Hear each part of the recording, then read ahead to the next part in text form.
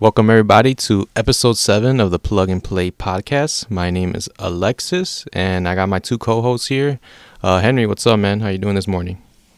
Hey everybody, just still waking up, but I'm ready to talk about video games. Yeah, I got some apples. I sliced them up because Henry was talking about them. Oh no, Cameron was talking about them earlier, so I got some. And of course we got Henry, what's up, man? Oh no, Cameron, what's up, man? I can say it twice. Yeah, I mean, we cloned him, so, there's two of us now. Hey, what's up, guys? All right, so we were talking about this early before the podcast started that we wanted to do some updates to the Fantasy Critic, and we want to talk about everything that's happened so far. So that'll be the beginning segment for this episode. Looking at the Fantasy Critic, I mean, we got some scores, some recent games that got scored recently. Looking at mines, we'll just start with the draft, the games that I drafted recently. I got a new Astrobot platformer, and that was a couple weeks ago. And I guess now there's rumors and stuff that's talking about the Astrobot game's coming this year. I'm like, all right, cool. So I guess that's a good pick for me. Hopefully it comes out.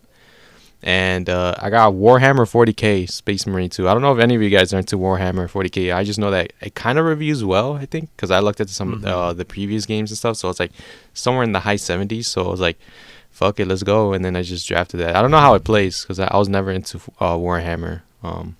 So did you ever play the first one? No. Okay, yeah, it's like a third-person action game. It's very different from most Warhammer games. It's honestly very highly drafted in Fantasy Critic, and I don't know why. Yeah, I saw that. I think the original, I can't remember what the original Space Marine got, but it's either high 70s or low 80s, something like that. I think it was 77, or 79. I will see how it turns out for you. I think the rumored Astrobot platformer is honestly probably a solid pick. I'm hearing a lot of rumors for that too. Yeah. For an unannounced title, since you had to have an unannounced, I think it's not a bad option at all. It was either that or a sports game, and I'm like, fuck, I don't want to risk it with these sports games because some of them review bad. Know. I was thinking about MLB as well. I should have drafted it because it also got high 70s, so that would have been an alright pick because we're slim pickings at this point. Yeah, I think alright picks are totally fine. Yeah. For unannounced games because it's either that or a 0. So you're pretty much in the green no matter what, as long as it's okay. Yeah, and then also with Hollow Knight, supposedly it got an update on the Xbox store recently on April Fool's, which is funny.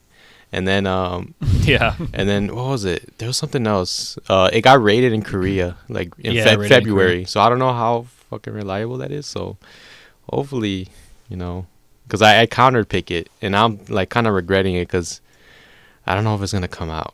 I think it is gonna come out barely, but oh my god, that's just gonna if it reviews well, it's gonna fuck up my score.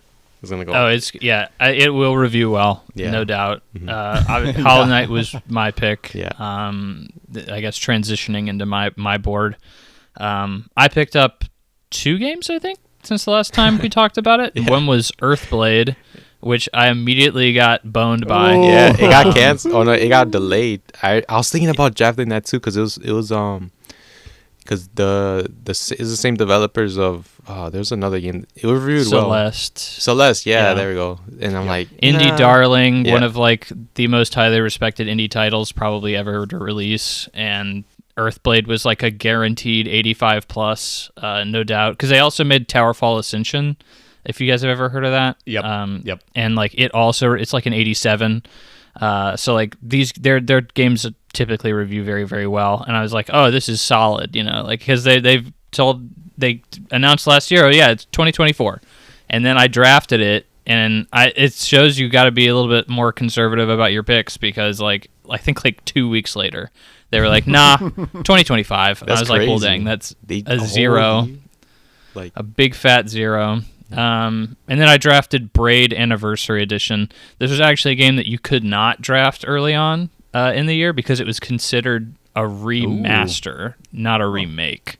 So they updated the tag because there was a big discussion in the Fantasy Critic Discord. That's where they kind of make all the decisions for this kind of stuff. And it was It's got like 35 new levels that were never in the game and a completely updated art style. I honestly thought it was a partial remake too because of that kind of stuff, but originally at the beginning of the year wasn't. So I think that's probably a pretty strong contender for a pretty good score. The original Braid is considered, again, it's like a godfather of indie games. It was like one of the first big indie successes ever.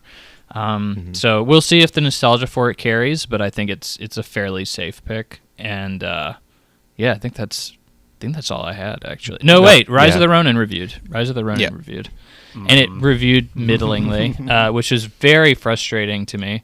Rise of the Ronin from Team Ninja, like their previous games, like Wolong, kind of underperformed from what I was expecting. It was like an 81, but still not horrible. And then, like, obviously the Neo series reviews very, very well, like upper 80s.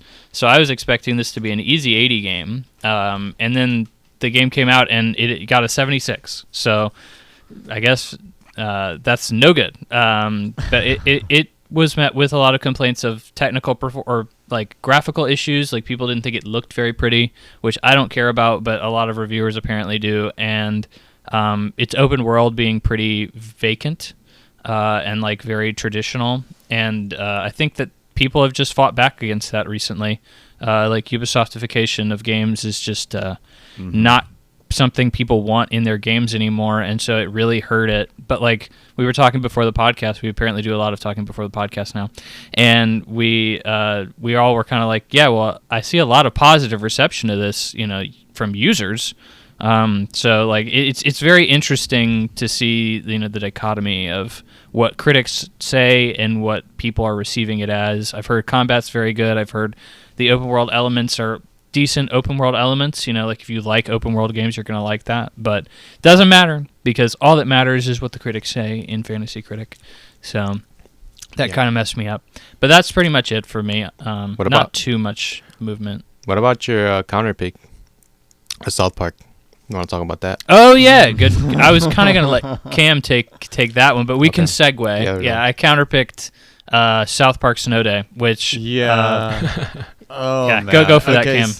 Yeah, I was going to say, so this is hilarious because if you listen to our draft episode, Henry literally reminds me mid-episode that this is not made by the same people that made the other South Park games, because I didn't know that. I've said this during the draft and I meant it. This was literally one of the only games that I had no frame of reference for, because we're all three really up to date on gaming news, obviously.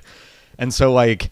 I don't like South Park, never have, probably never will in general. And so I was like, okay, I'm not even going to really like look into the South Park game, but I know their other games are really well liked. So I'm thinking, oh, okay, like it's another South Park game, should be, high 70s at worst. And then as Henry points out during that episode, it's like, hey, this is made by different people and the trailer looks terrible. And I'm like, oh, my heart dropped. And so then I watch, like, as soon as the podcast ends, I watch a video and I'm like, wow, this game looks like shit. So anyways, fast forward to now, for having that frame of reference. It came out like I think it's a couple weeks ago now. It's definitely been like a week plus, but it came out and it was sitting like mid 60s, and I was like, honestly, I'm okay with this, because when I first saw that trailer, I'm not even kidding, I thought like 50. Because the trailer looked bad, awful, and like the concept of like a South Park shooter, I'm like, oh no. Well, it settled now. Right now, we're looking at the draft, obviously, and it settled at a 61. So I'm getting -9 points on that, because you get -1 for every score below a 70. And like, I think I'm okay with 61, to be honest with you. I really do, and I'm not saying that just to cope, worse, but I think it could. I think it definitely could have been worse. So that definitely hurt me. I picked up 2 games since our last check-in. I did a boring pick, which was Football Manager 2025. These games come out every year without fail, and they always review okay to good. So I'm like, okay, that's a safe pick, and that's honestly what my team needs right now. And then also I picked up unannounced mainline 3D Mario. My logic here, it's kind of a swing for the fences pick. If Odyssey 2 comes out, it will not review below a 90. That's my thinking there. And like, who knows if that's anywhere close? Probably not. But if it does, I'll get a lot of points from it. So That was kind of my logic with the unannounced game, and then the meat of the discussion on my team that I was ranting about 30, 40 minutes ago before we started hitting record on this was Princess Peach Showtime, my first pick in the second round, 76 right now. So I'm getting 6 points off of that, and this made me very salty. And like the main reason that this upsets me so much, to be honest, is every other Nintendo game that's been super easy has been completely fine with reviewers. So like Kirby, Yoshi's Woolly World, yeah, it's sitting at like almost an 80. That's great, yeah. And then Princess Peach rolls around. So this is the time. This is the final game that apparently reviewers are making a stand on the game being too easy, because 95% of the criticism I'm seeing about this game is the difficulty. Yeah. And so I'm like, okay, like that, that's fantastic that it's, the one time I get the game. So yeah, this made me pretty salty. I'm like, it honestly, to me, didn't look like something I would personally be interested in, because I can go either way on the 2D Marios. Like, I've had some fun with some of the classics. I don't know if all of us here have played Super Mario World, but it's definitely up there and like one of my favorite games. Sure. Especially for a platformer, but like it didn't look up my wheelhouse necessarily, because I did think it looked like it had like a little bit more like easy, chill, kid focused nature to it. But I was thinking, oh, that's fine. Like, a lot of Nintendo games are built that way. Yeah, of course. And then next thing we know, like, I could rant about this all podcast, but like, yeah, it's sitting at a 76. I mean, it's been a few weeks since that came out too, so I don't imagine it changing much either way. It might settle at like a 77 or 75, but that to me was pretty shocking, to be honest. Like, any big Nintendo game that they're hyping up a lot, I feel like should have a floor of like 80.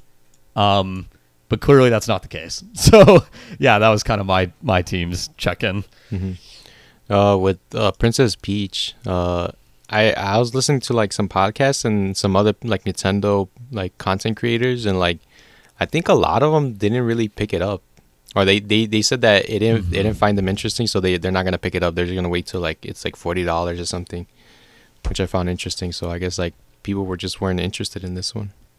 It came out in a very crowded time as well. Rise of the Ronin released the same week. Dragon's Dogma released the same week. Like it was a pretty packed little time frame there. So it wouldn't surprise me if that's also something that affected it. Yeah, I think it'll be better like down the road once it gets like discounted and stuff. So.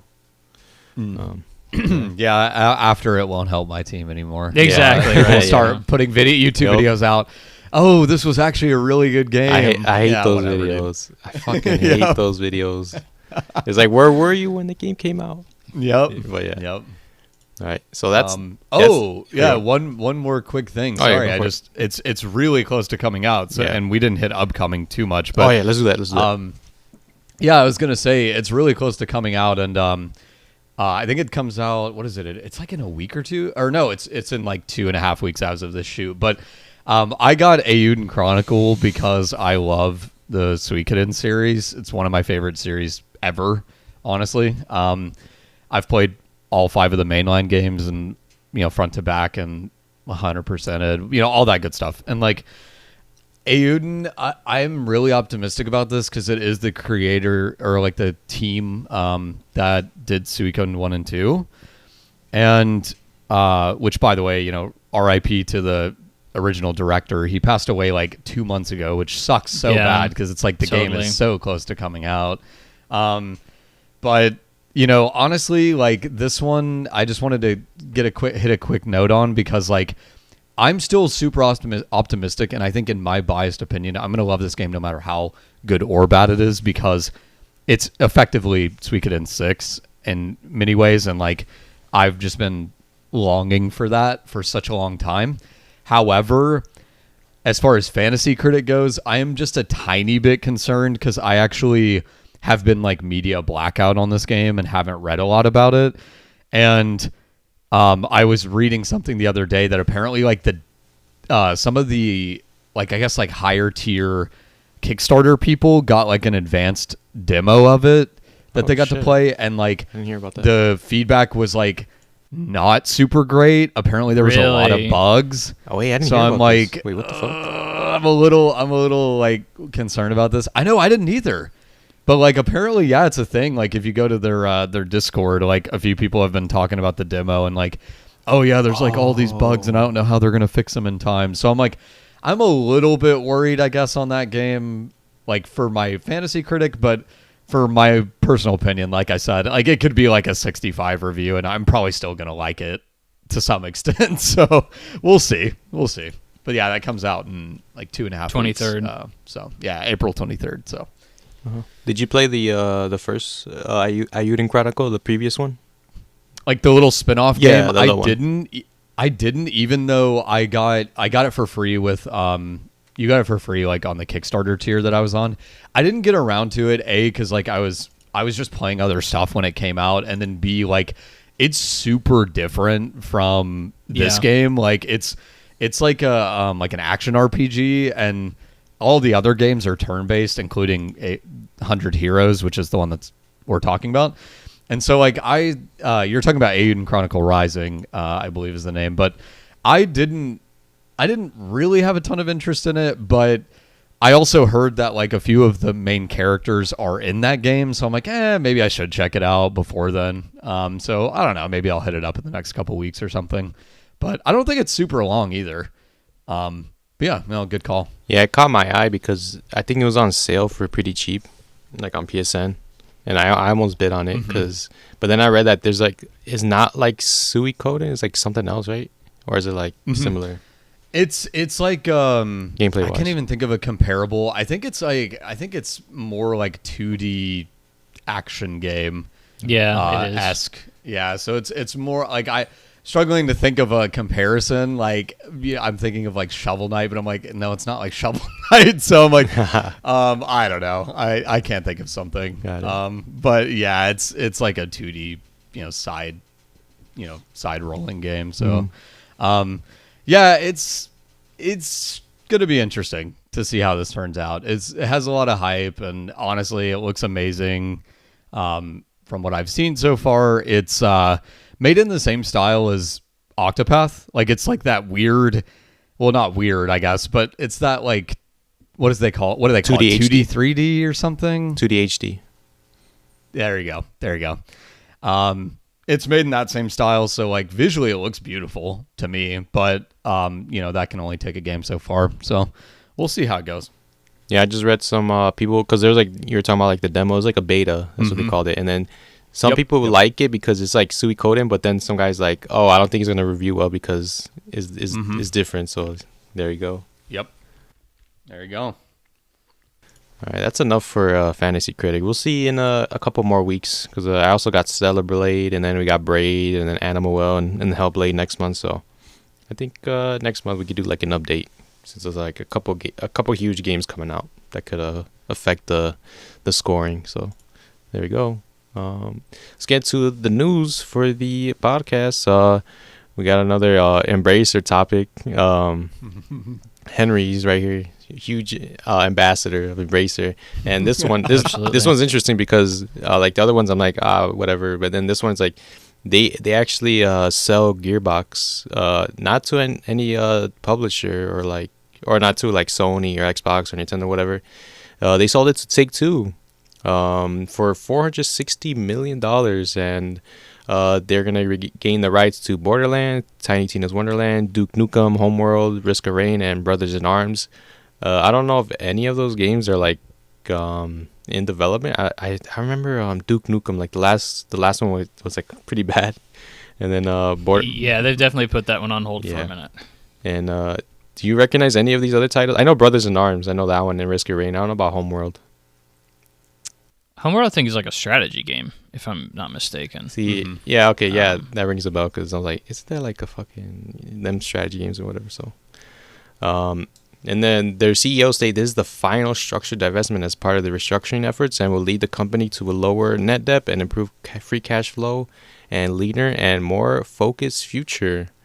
Henry, man, what's up with this? are you with this deal? You think Embracer did a good idea to sell Gearbox even though they lost their money for sure, because it was originally bought for $1.3 billion 2021, so it's like not even like 5 years that they just sold it like right away. It was pretty quick.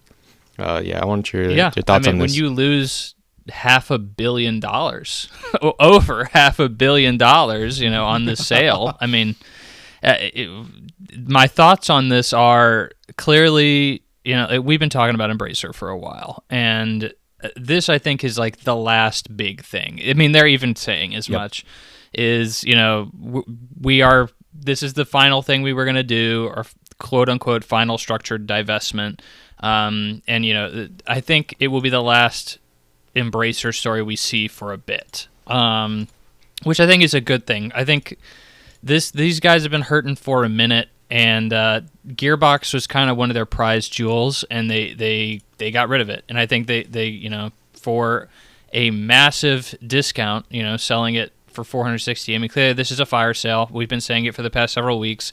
They're doing anything they possibly can to unload expenses and make cash in the quickest possible way they can.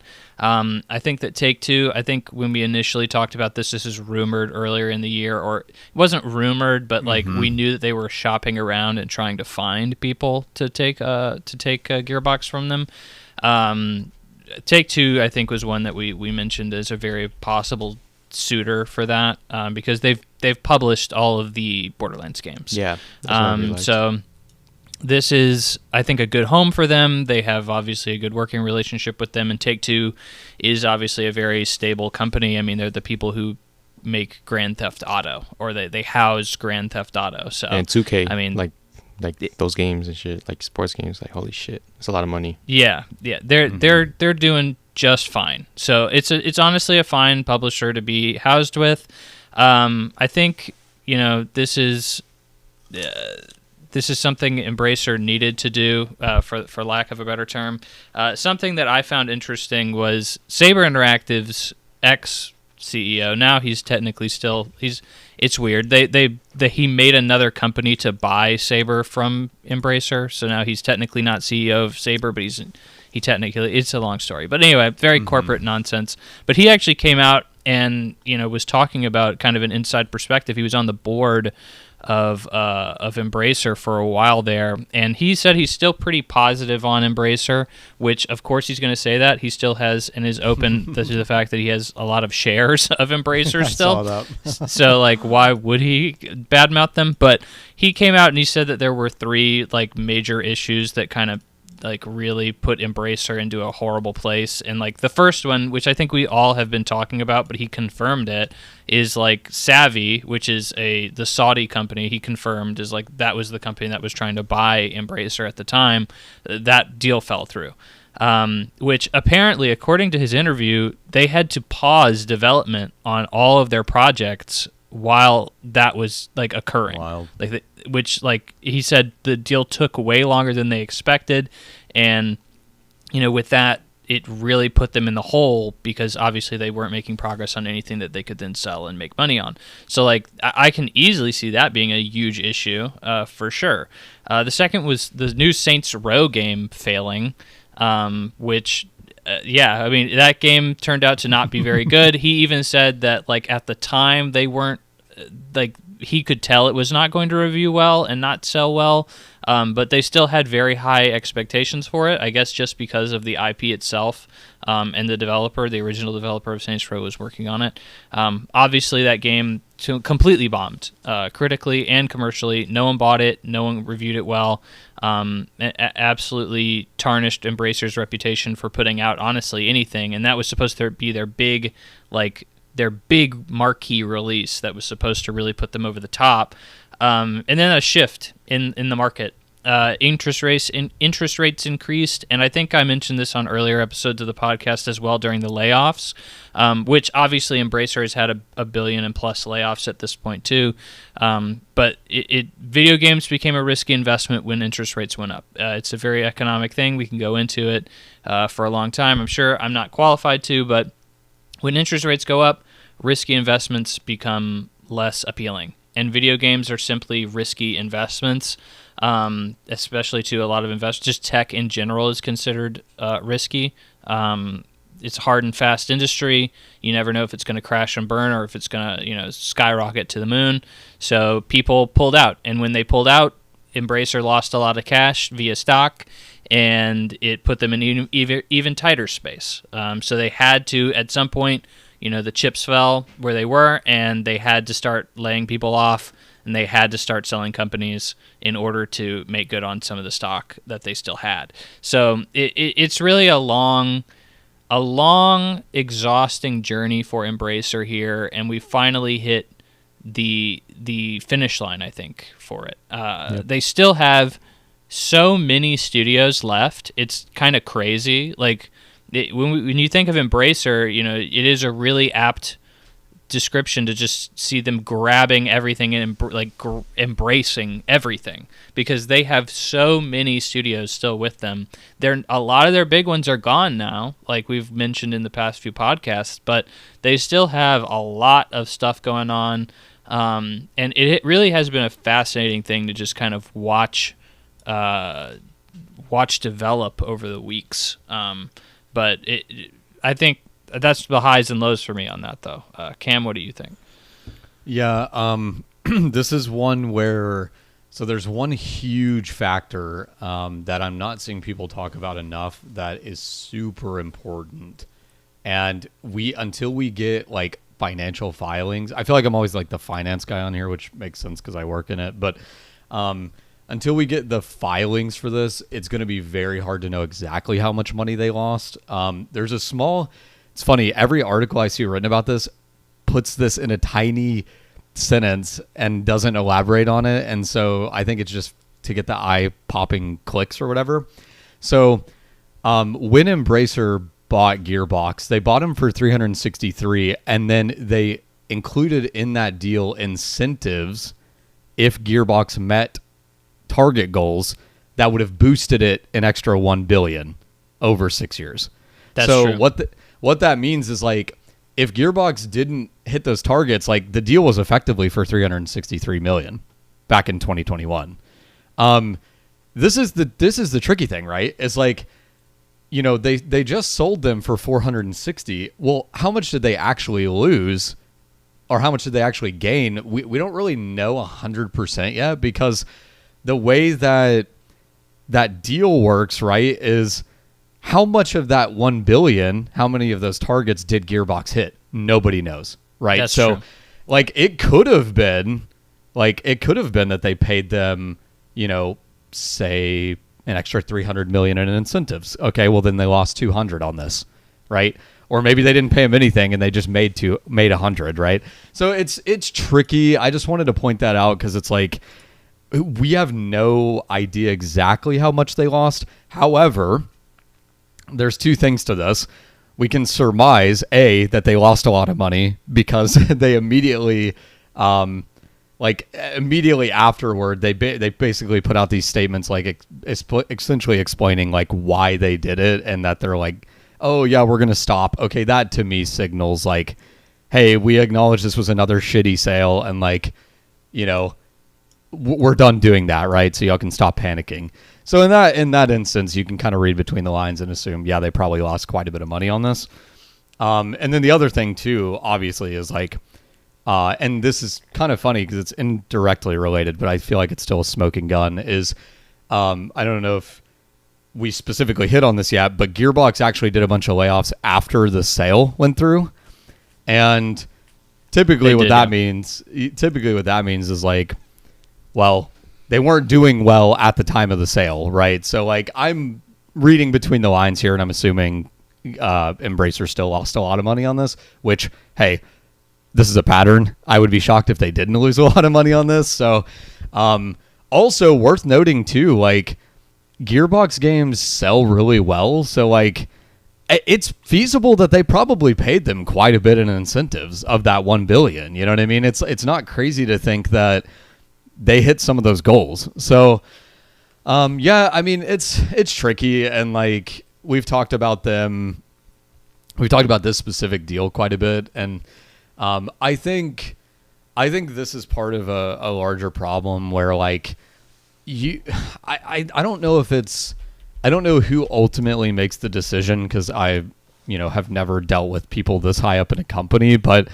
I don't know if somebody just gets like googly eyes for some crazy amount of money coming in for if they, successfully pull the Saudi deal off. But it's like, I'm not really sure why they went so hard on that, knowing that there's risk inherently involved of like that deal not going through. Because like essentially now and yes, I realize we're saying this with hindsight, but in my opinion, because I've seen stuff like this before, it's never really that smart of an idea to just go all in on one potential suitor, because if anything happens to them, this is what happens, right? Like you're left holding the bag. And so like I think it was just a terrible decision for them to just go all in on that investment deal. And once that didn't happen, like one, like I guess underrated aspect of this entire situation is $2 billion is obviously a ton of money.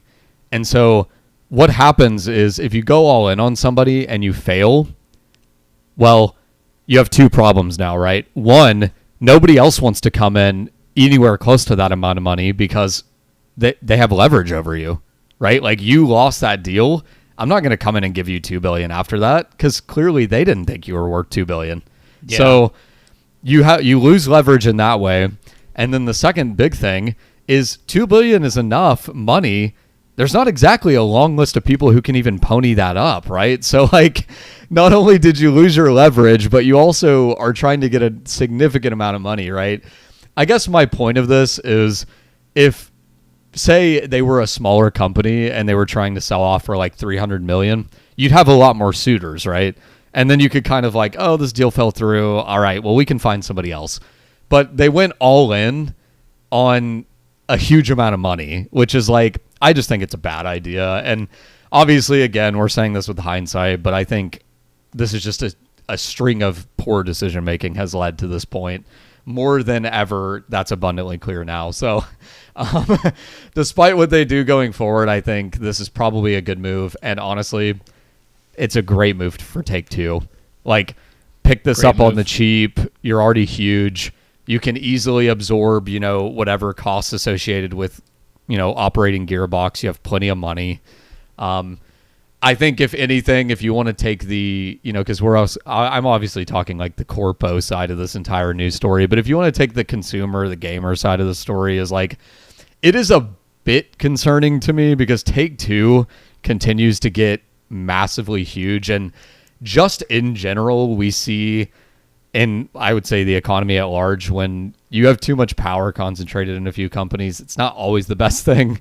So Take-Two getting bigger is not, the most fantastic thing from a consumer perspective, but I think it's also one of those things where I don't necessarily know that it's going to be like, I don't think it's going to be like, oh yeah, gaming is destroyed because Take-Two bought a huge company and maybe does another purchase later this year. So a lot of sides to this, but yeah, I mean, the Embracer saga continues, really, is all I can sum it up with.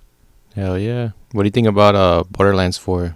I don't know if you guys think this will be a major hit, because it says it's confirmed to be in active development. So you think this one will help Gearbox maybe get back up there on top, or is it too little too late for it will be a massive success, yes. Borderlands, just the name itself is doing numbers. We're also going to have that movie coming out, which will increase brand awareness for it. Borderlands 4 is going to be just fine. I think it's going to sell very, very, very well. There's really no doubt in that. Like, Borderlands is one of the best-selling IP in the video game industry. I know we don't think about it like that, but it is very, very successful IP. And yeah, I've played 1, 2, and 3. They're honestly, like, I don't know, they're kind of mind-numbing games to me, in all honesty. I didn't super enjoy my time with them, but like, I will still probably play 4, even though I have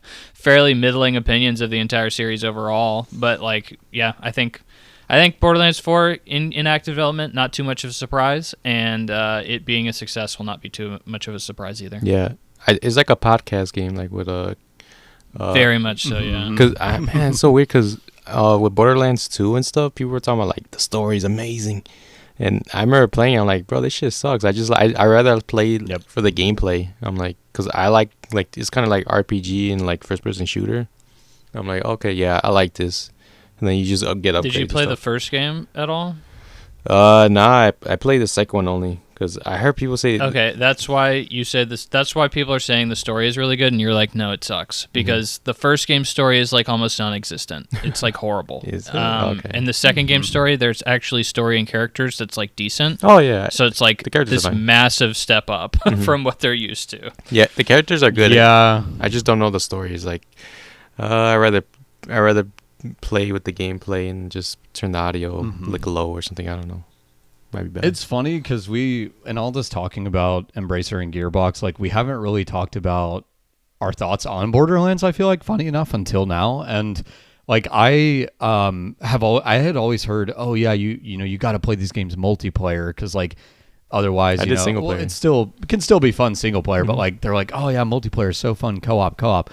I tried both, actually, funny enough. I tried 1 and 2 because, the collection or whatever has like both of them included. With a friend for one of them and my brother for the other, and I hated both.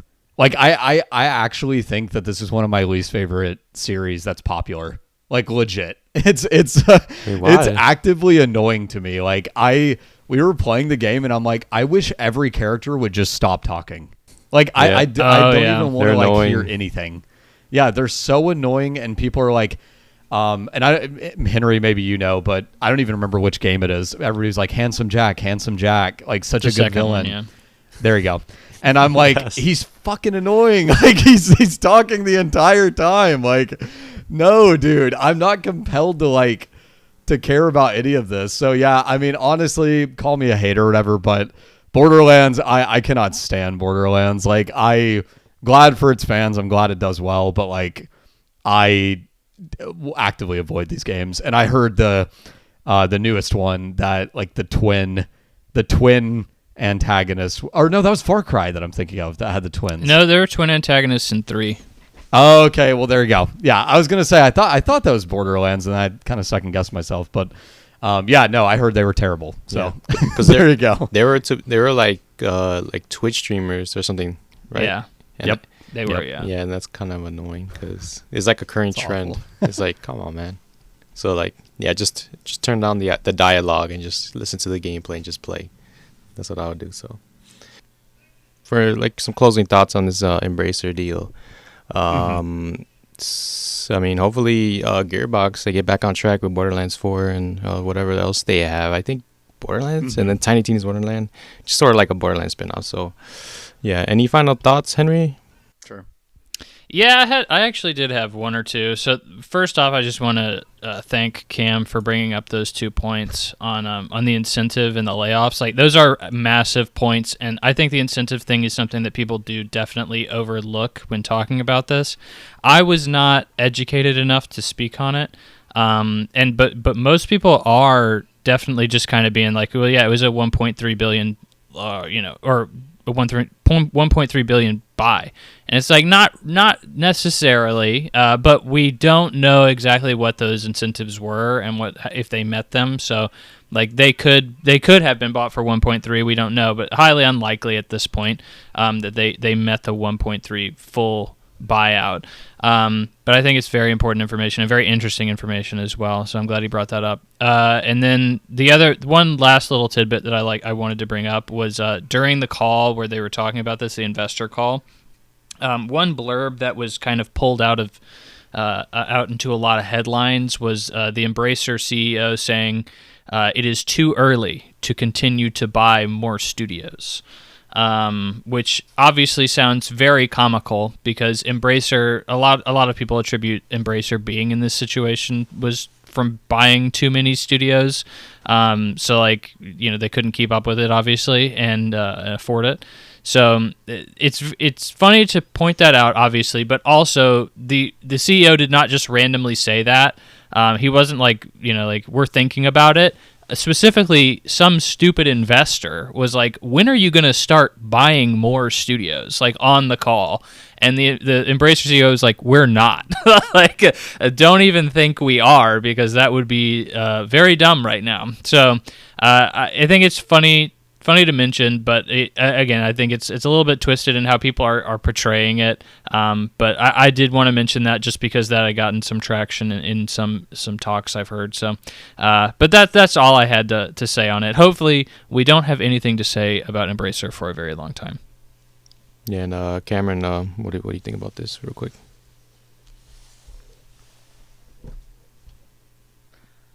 Yeah, no, I fully agree with Henry. And I feel like, that's kind of the long and short of it is, hopefully they, like he said, hopefully they stop buying stuff and stop selling stuff because clearly they are in a very vulnerable position. So it's probably good for them if, they just we'll see what settle down. Embracer in the future. Borderlands 4, I'm anticipating it. Maybe we'll see it very soon because of that movie. So that's all we have to say for Embracer. We'll see what they do in the future. I guess this is the last thing that we'll see from them for a while. So bye-bye. And let's get into this next one. Sort of like another like industry shaking news, I guess. Not shaking, but like some shake up in the industry. Phil Spencer, he did an interview at GDC that led to some choice quotes around the current state of Xbox in general, and as well as like the industry of video games and stuff.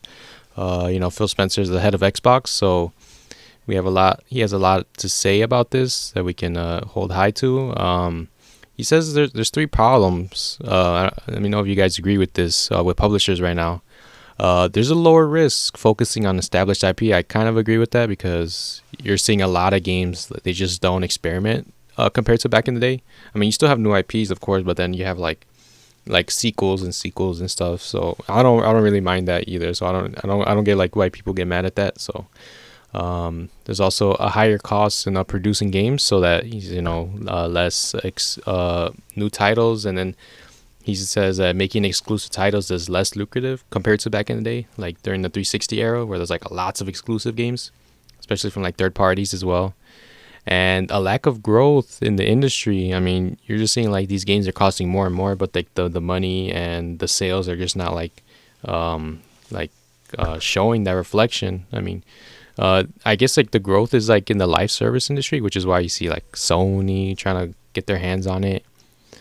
What do you guys think about these three problems? I wanna hand it off to you, Henry. Like, I kind of agree with all of this. I think you're speaking facts with most of this. Yeah, it's always interesting to hear Phil Spencer talk about anything because he's weirdly pretty open about stuff. Yeah, he is. He's very open. I think he's very famously, like, when Redfall failed last year, like, he went on a well-to-do podcast Kinda funny, right? in the gaming industry and pretty much was like, yeah, we messed up. Like, that game sucks. Which is crazy. Like, you would never hear that from Nintendo or Sony or really most businesses in general.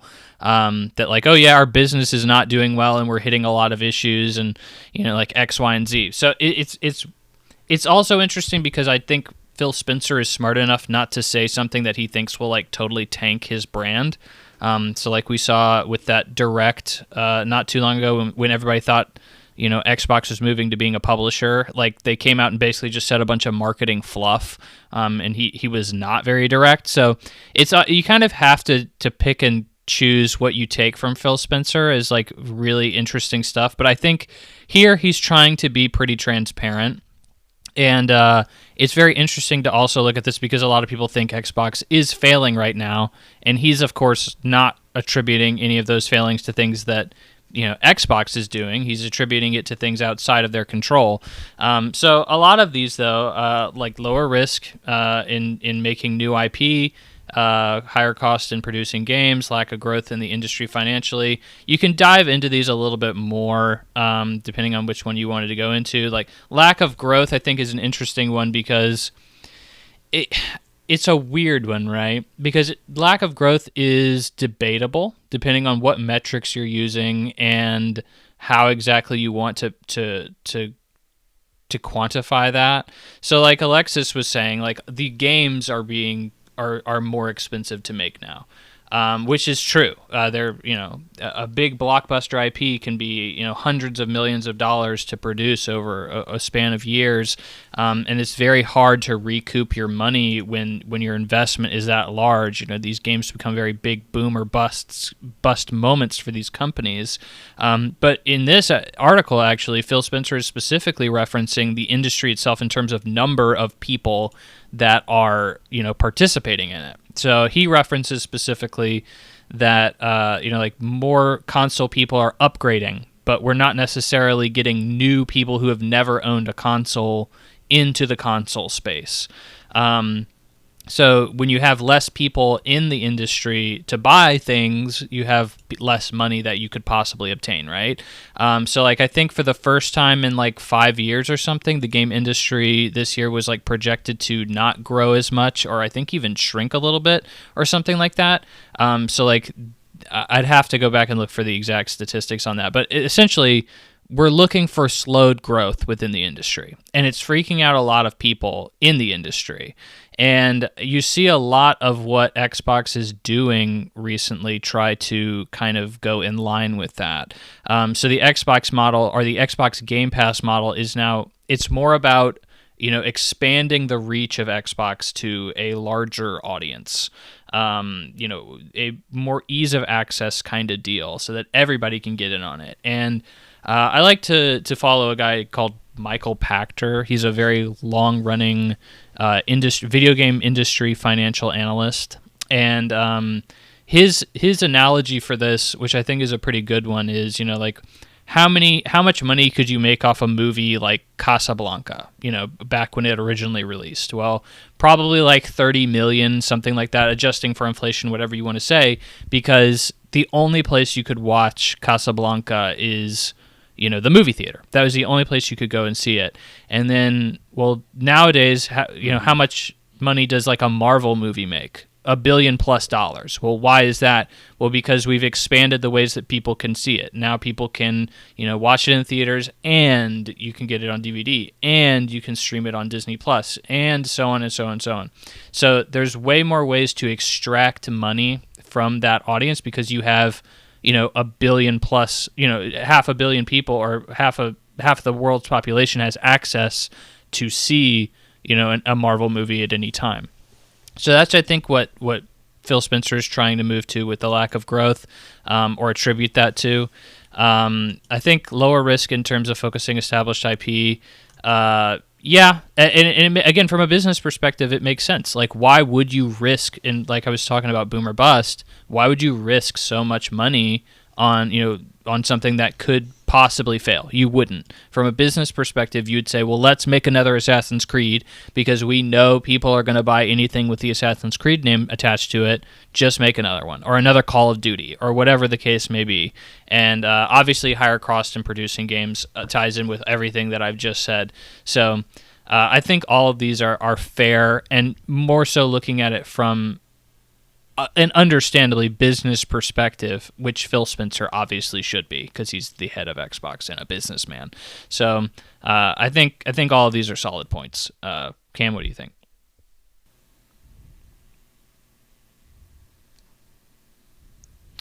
Yeah, no, I think you hit on a lot of what I agree with as well, which, sort of similar to agreeing with Phil. I love that you brought up Casablanca, because A, I love the movie, and B, I'm a huge movie guy too. And I have kind of an interesting point on this too, which is that video games, relatively speaking, are a very young industry. I think we've talked about that before, especially when you compare them to movies, which have been around much, much longer. And it's so interesting to me that I feel like one of the biggest problems too, and it's addressed in his second point where he's mentioning higher production costs, which is in movies, you hear about, movies that flop because they have a massive budget and, nobody goes and sees it.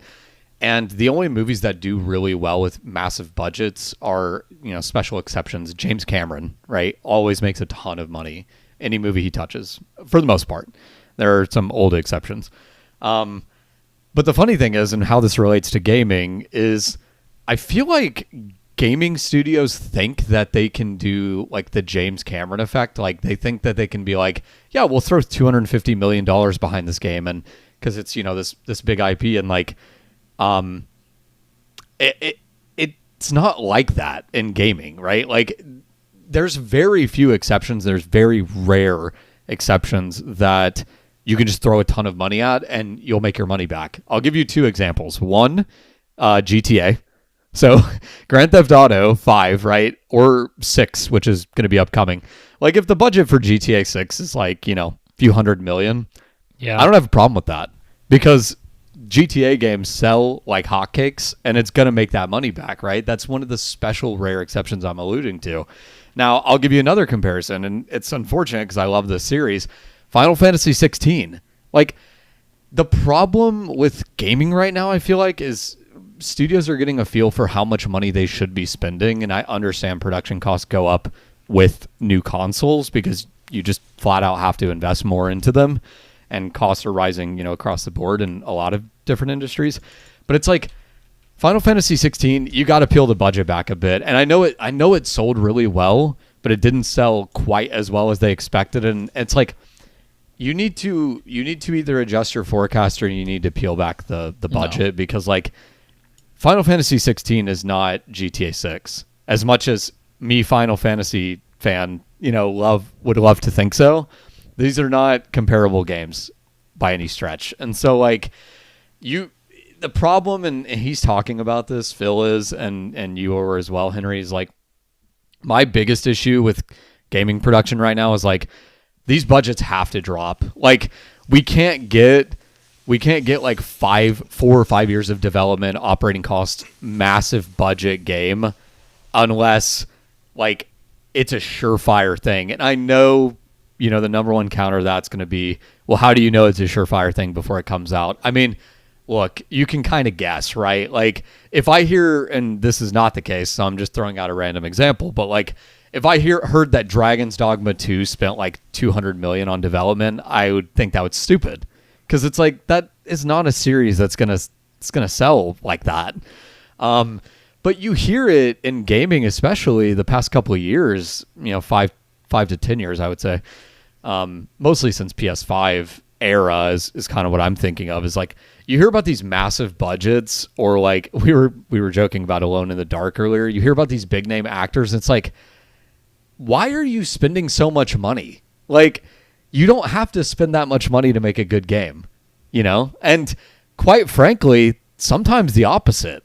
You know, my shining star is always Stardew Valley, but let's talk about Balatro for a second and say, like, how much money do we think he put into that, right? And look how much money he's making from it. And I know not every game can be Balatro, but what I'm saying is you can make a lot of money and you can sell a lot of copies without spending way more money than you should. And like, I think in general, to me, the kind of the route we need to start moving towards is like peeling back those budgets quite a bit. Cause like, I think, you know, in one of his other things, he mentioned the lack of growth in the industry. It's like, so, you know, realistically with gaming, and honestly with a lot of other industries, right? Like there is I wouldn't call it a cap on how many people that are participating in it, because like there's new game. This is going to sound like weird, but there's new gamers being born every day, right? So like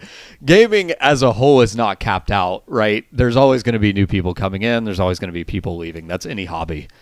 But my point is, like, if you're Phil and you feel like, you know, we're at sort of critical mass in terms of numbers of gamers, right? Well, you're only going to sell X amount of copies, right? So what is your logical step to make more money if you're not going to increase sales because of the, you know, the cap on the gaming population? Yeah. Well, it's the obvious answer. Stop spending as much money making the game, right? Like that's how you balance that pendulum. So I think, you know, I agree with what a lot of what he's saying here. And I just think, like, in general, I need to stop seeing articles of like, you know, Alone in the Dark spends X $1 million when it's not going to sell in that way, right? Like, stop focusing on, you know, bringing in big name actors or spending a ton of money. Like, just make a good game. And like, it doesn't have to be the flashiest game. It doesn't have to be, I don't have to see like fucking Christoph Waltz as the main character. Like, just make a good game. Like, I don't know. That's kind of my take on it. And I think we've talked about this before on the podcast a little bit, where we all three of us will play like indie games. And like, you see so many examples of indie games that sell so well and have such low production costs that it's like, it's almost silly to have these mega budget games unless it's just something that's like, it's got to be a surefire bullseye. Like, it's got to be a GTA. Like, Borderlands sells super well, so I'm okay with Borderlands having a high operating cost. But that's just kind of my take. I think the costs are just massively inflated, and I think part of the problem with that is games are in development. Like, some games are in development way longer than they need to be. It's like, if you're in development for 6 years paying salaries on all those people, and then the game still sucks, and you have to release, a year's worth of patches to get it up to par, then like, maybe you shouldn't have developed it for 6 years, right? Maybe you should have reduced the scope and it's spent a few less years and, working on it. That's how I see it. Like, back then, like, games used to come out like pretty quickly, and then it's like there was one post I saw like on Twitter that from like original Final Fantasy 7 all the way to Final Fantasy 10, that was 4 years. So that you got 7, 8, 9, and 10 all within 4, which is fucking crazy because those games sold a lot too. So they're also like selling, like making good money, and the budgets were probably low because there wasn't that many people, and it's like not like high budget and stuff because it was just like there's no voice actors either. So like you're like saving money everywhere, except for 10. But yeah. 10. I was about to say I will not hear it's the stupid because the I voice remember actor seeing slander that on clip 10 with, like oh my Titus god, like laughing a scene. long time ago, No, like okay. 2008 or like 2009, and I never played the game, right? And then I'm like, damn, this voice acting sucks. And then when you play it later, you realize, oh, that was like, it was intentional, like the Titus Yeah. and then it's just so dumb. Yeah. Yep. It's a very specifically bad scene too. That's intentional, like that. 2001. It is, I think the voice acting as a whole in that game is super solid for the most part. Aside from, and now that we're on the subject, I just got to mention this real quick because it's hilarious to listen back to. Yes. And I'm sure you guys know what I'm talking about, where they had to speed up some of the lines because they wanted the lip syncing to match the Japanese voice acting. So like, the most infamous example that always cracks me up is there's a line Titus says where he's like, or Titus, whatever your preference is. I think there's an ocean theme in the game, Titus. I'm going to say Titus for the rest of my life, but whatever. Anyway, there's a scene where he like, or a specific line of dialogue where like, it is so noticeable. He says something like, he says the beginning half of the sentence like a normal human being. I know and what the you're second talking about. like 5 words he too. says is so I sped seen up. that clip, He's like, it's like it's crazy because okay, they cherry pick this that is one so clip where he's goofy. laughing, but it's like there's like so many other examples in that game where it's like so bad.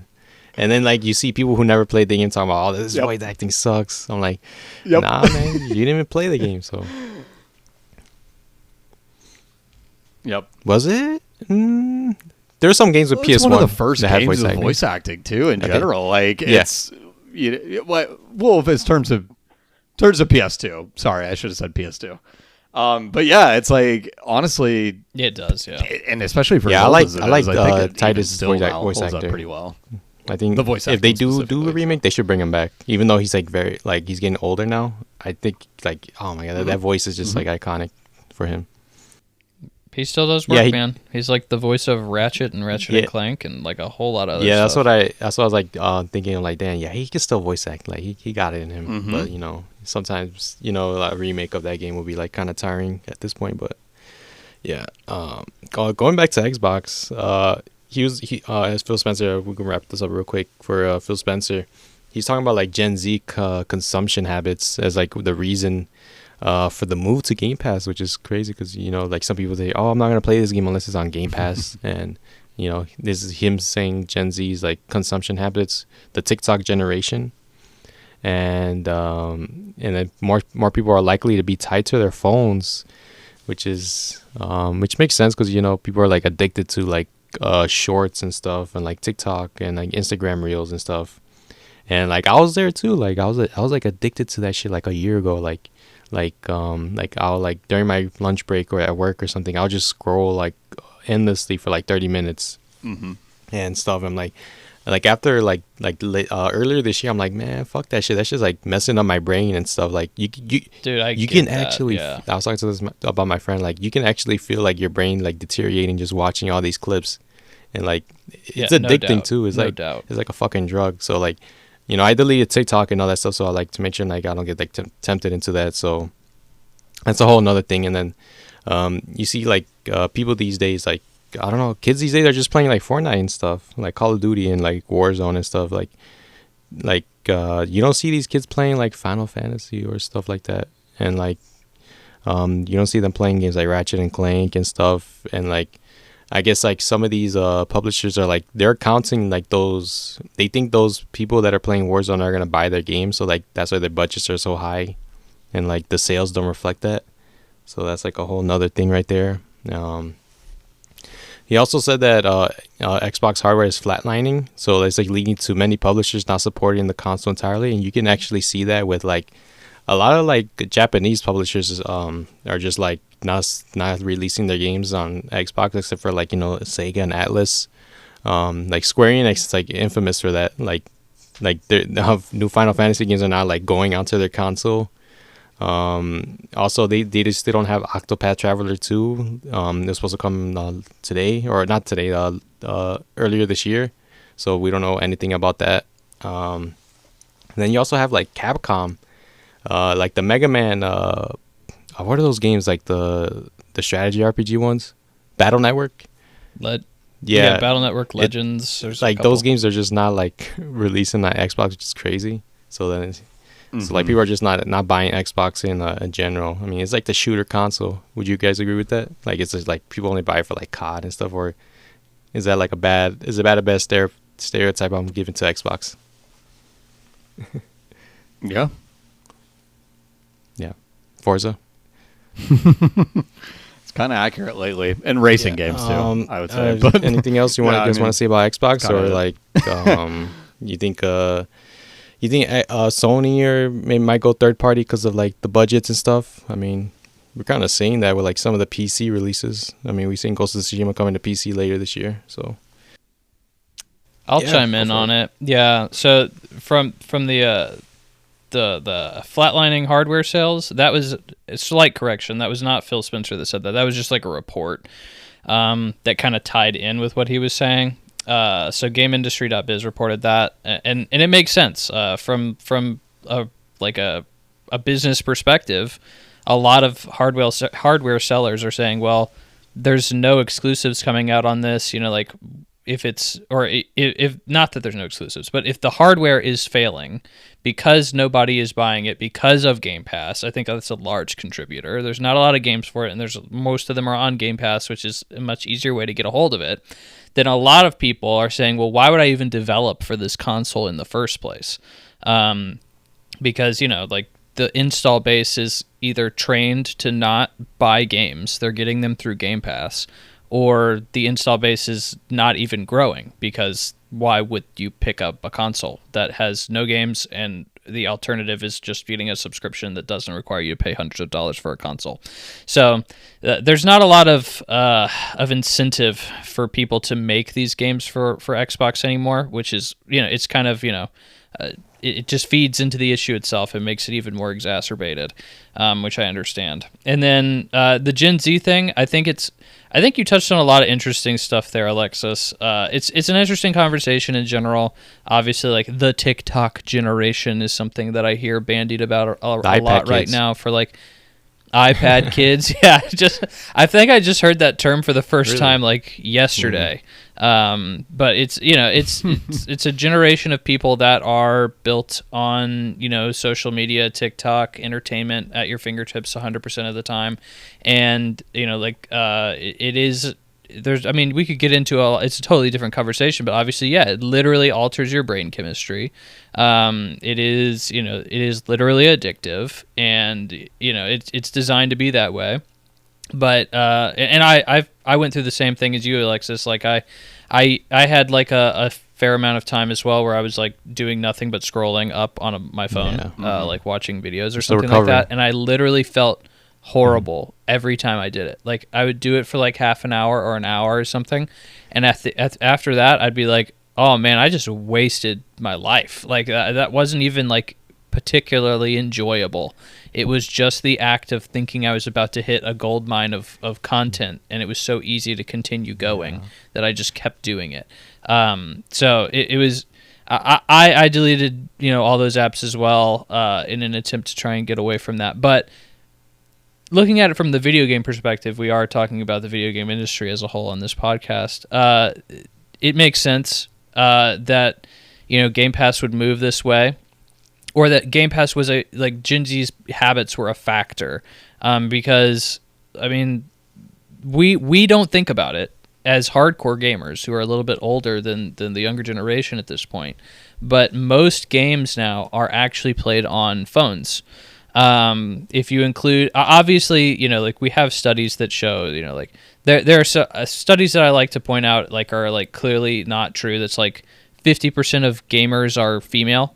And it's like, well, we have a different definition of what that means, because that technically includes, like, my mom is a gamer because she plays Candy Crush on her phone. Like, she's technically included in that statistic. So, like, it's a little skewed, but like most games are played on phones. And I think a lot of the younger generation is not only playing like a Candy Crush on your phone, but they are also playing a Fortnite, which is a game that I would be like, no way would I play Fortnite on my phone. I need a controller.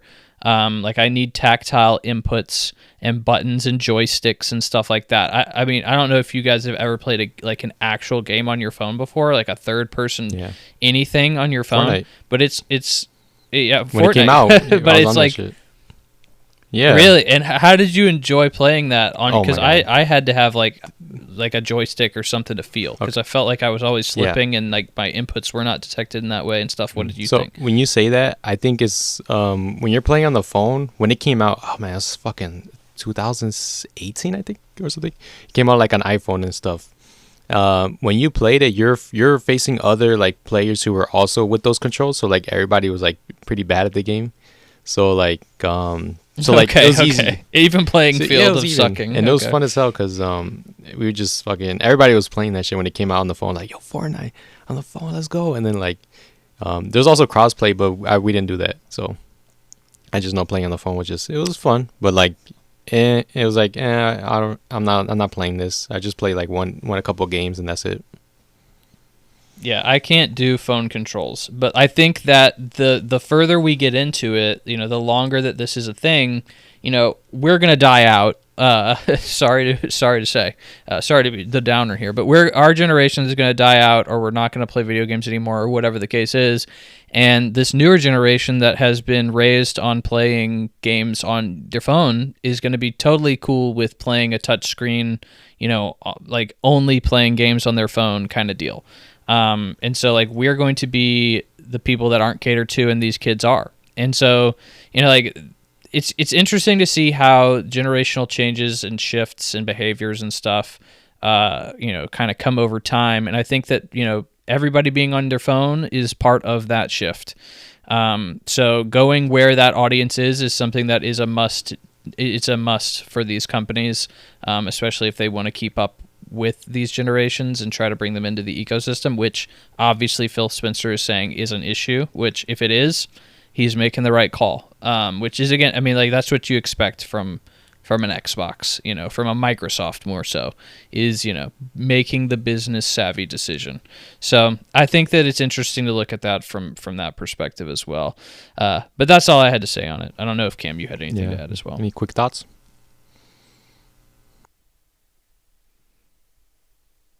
No, I think you guys both said it best. We'll see in the honestly. future if I agree with any of like Nintendo or Sony goes third saying, party, which would be interesting. So there we go. Let's get into this next one. Cameron, you're talking about Dragon's Dogma not selling well, but the second game that hits over 2.5 million sales in 11 days. And And some keynotes with this one I wrote down. It was Capcom's first $70 game. They were talking about like thinking about Resident Evil 4 remake being $70, but that was $60.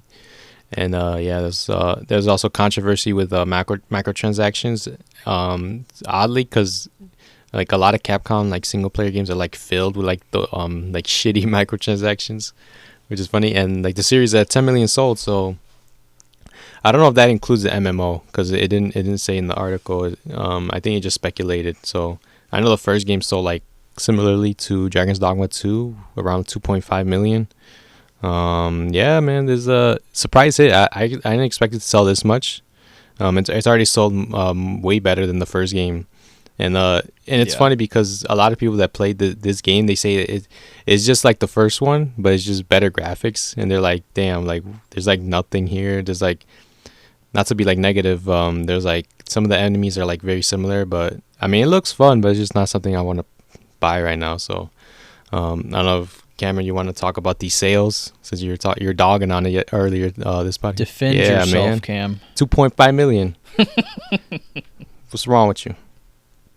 Well, here.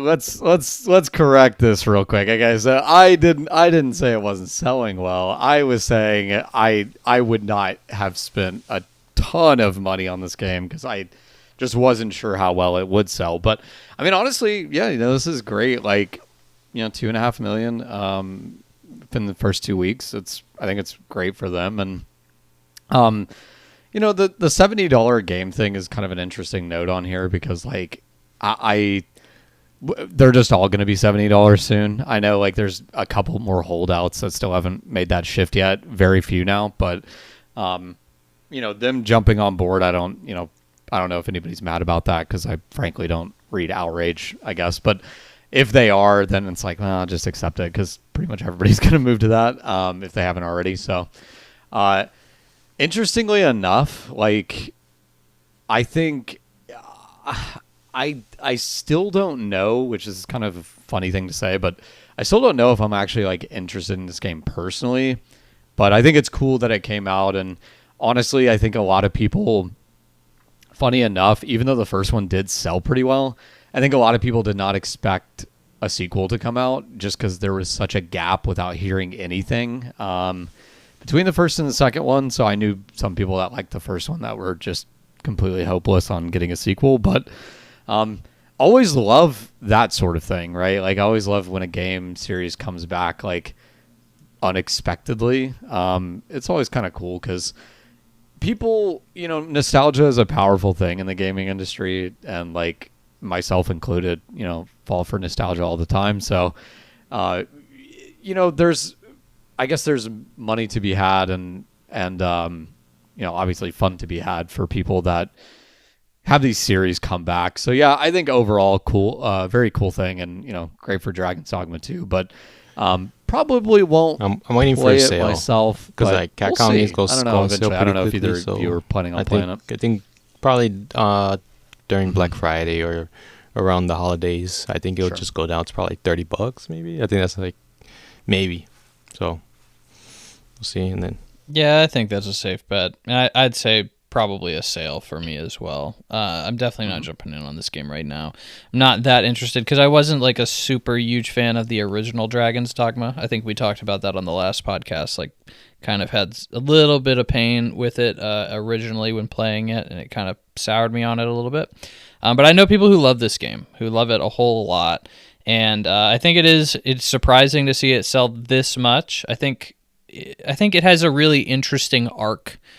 So like when the first game came out, it was like not very well received at all. Like I think if you go check the Metacritic, it's in the 70s, which is, for a game that people talk about with such, reverence now, it's very surprising to see that kind of a score. But like the game eventually, it wasn't originally released on PC, and it got released on Steam, and I think that's where it found a large audience. A lot of people really took to it, and started word of mouth, kind of started going with it a little bit, and it started growing, and it eventually got to a point where I think Capcom saw enough interest to develop a sequel, and it's doing really well. I agree. I agree with Cam's original point. I know what you meant. if I was looking at this and I was a business executive and I said I have to develop a game and I like have to get the most investment on my return on my investment, I would not point to Dragon's Dogma. Like, that is not the first game that I would say either. So if we're talking about being risk averse and trying to determine just based on previous reception and IP, recognition, like what game is going to sell the most out of my catalog, especially my Capcom catalog, which is stacked. Like, I would not point to Dragon's Dogma as the one to go to. So it is great to see that, obviously the gaming community has finally kind of come around to this series. Yeah. It was clearly not ready at the time when it originally released. It wasn't, it's interesting to see what games perform well at certain times and then, they come back and now everybody likes them. I think Demon Souls and / the Souls series in general is a really good example of that. Like, when Demon Souls originally came out, like, nobody really cared about it and didn't review that well. And then, like, obviously now that entire series is like considered to be one of the greatest series of all time. So like it's interesting to see how some of these things advance, and it's always interesting to see how they're received critically and commercially, because sometimes they don't always align. But like, I think Dragon's Dogma, great that it's doing well. Hopefully it continues to do well because people are enjoying it. Shout out to Capcom. I mean, you said that you didn't like the first game, or you weren't a fan of it. Okay. Yeah. I mean, like, it was mostly like the no fast travel or limited fast travel made the game pretty slow for me. I didn't like being restricted to that, and like it became pretty boring pretty quick to traverse the open world. Very slow, and then like I think we were talking about autosave features. Like I just put the game down because I lost like 3 or 4 hours of progress or something like that, and I was like, no, thank you. I've heard the combat gets really, really good. At that point, I had not really gotten deep into it, so I can't speak to that. But like, that's what I hear is like the best thing about that game is the combat, hands down. Yeah. So yeah, if you're not like interested if you weren't interested in the first game, I wouldn't recommend just buying the second one because I think it's kind of very similar. It's just better graphics and like new improvements and stuff. So yeah. Yeah, I've heard it's like Dragon's Dogma 1.5 pretty much. Yeah. So if you're looking for that, it's good. I mean, I'll look into it once it goes on sale, of course, like I said earlier, because I think it was kind of fun. I think it was just man, the first game just looks like shit. And we'll see how Dragon's Dogma 2 does in the future. I mean, there might be plans for a DLC, so keep an eye on that. Let's get into the next one. The PS Plus Essential, the monthly games. I wanted to bring this up, see if you guys were interested in any of these titles. And the titles are Immortals of Avium, Skull the Hero Slayer, and Minecraft Legends. I thought this was like an interesting lineup because Immortals of Avium, that was like it released like last year, and it was like nobody was talking about it, and it was like a fucking easily predicted PS Plus game. Like, oh, I'll just play if it was on PS Plus. I don't know if you're interested in any of these, Cam. Interested in Immortals of Avium or even Minecraft? I think I'm gonna skip the Minecraft one. Did you play it?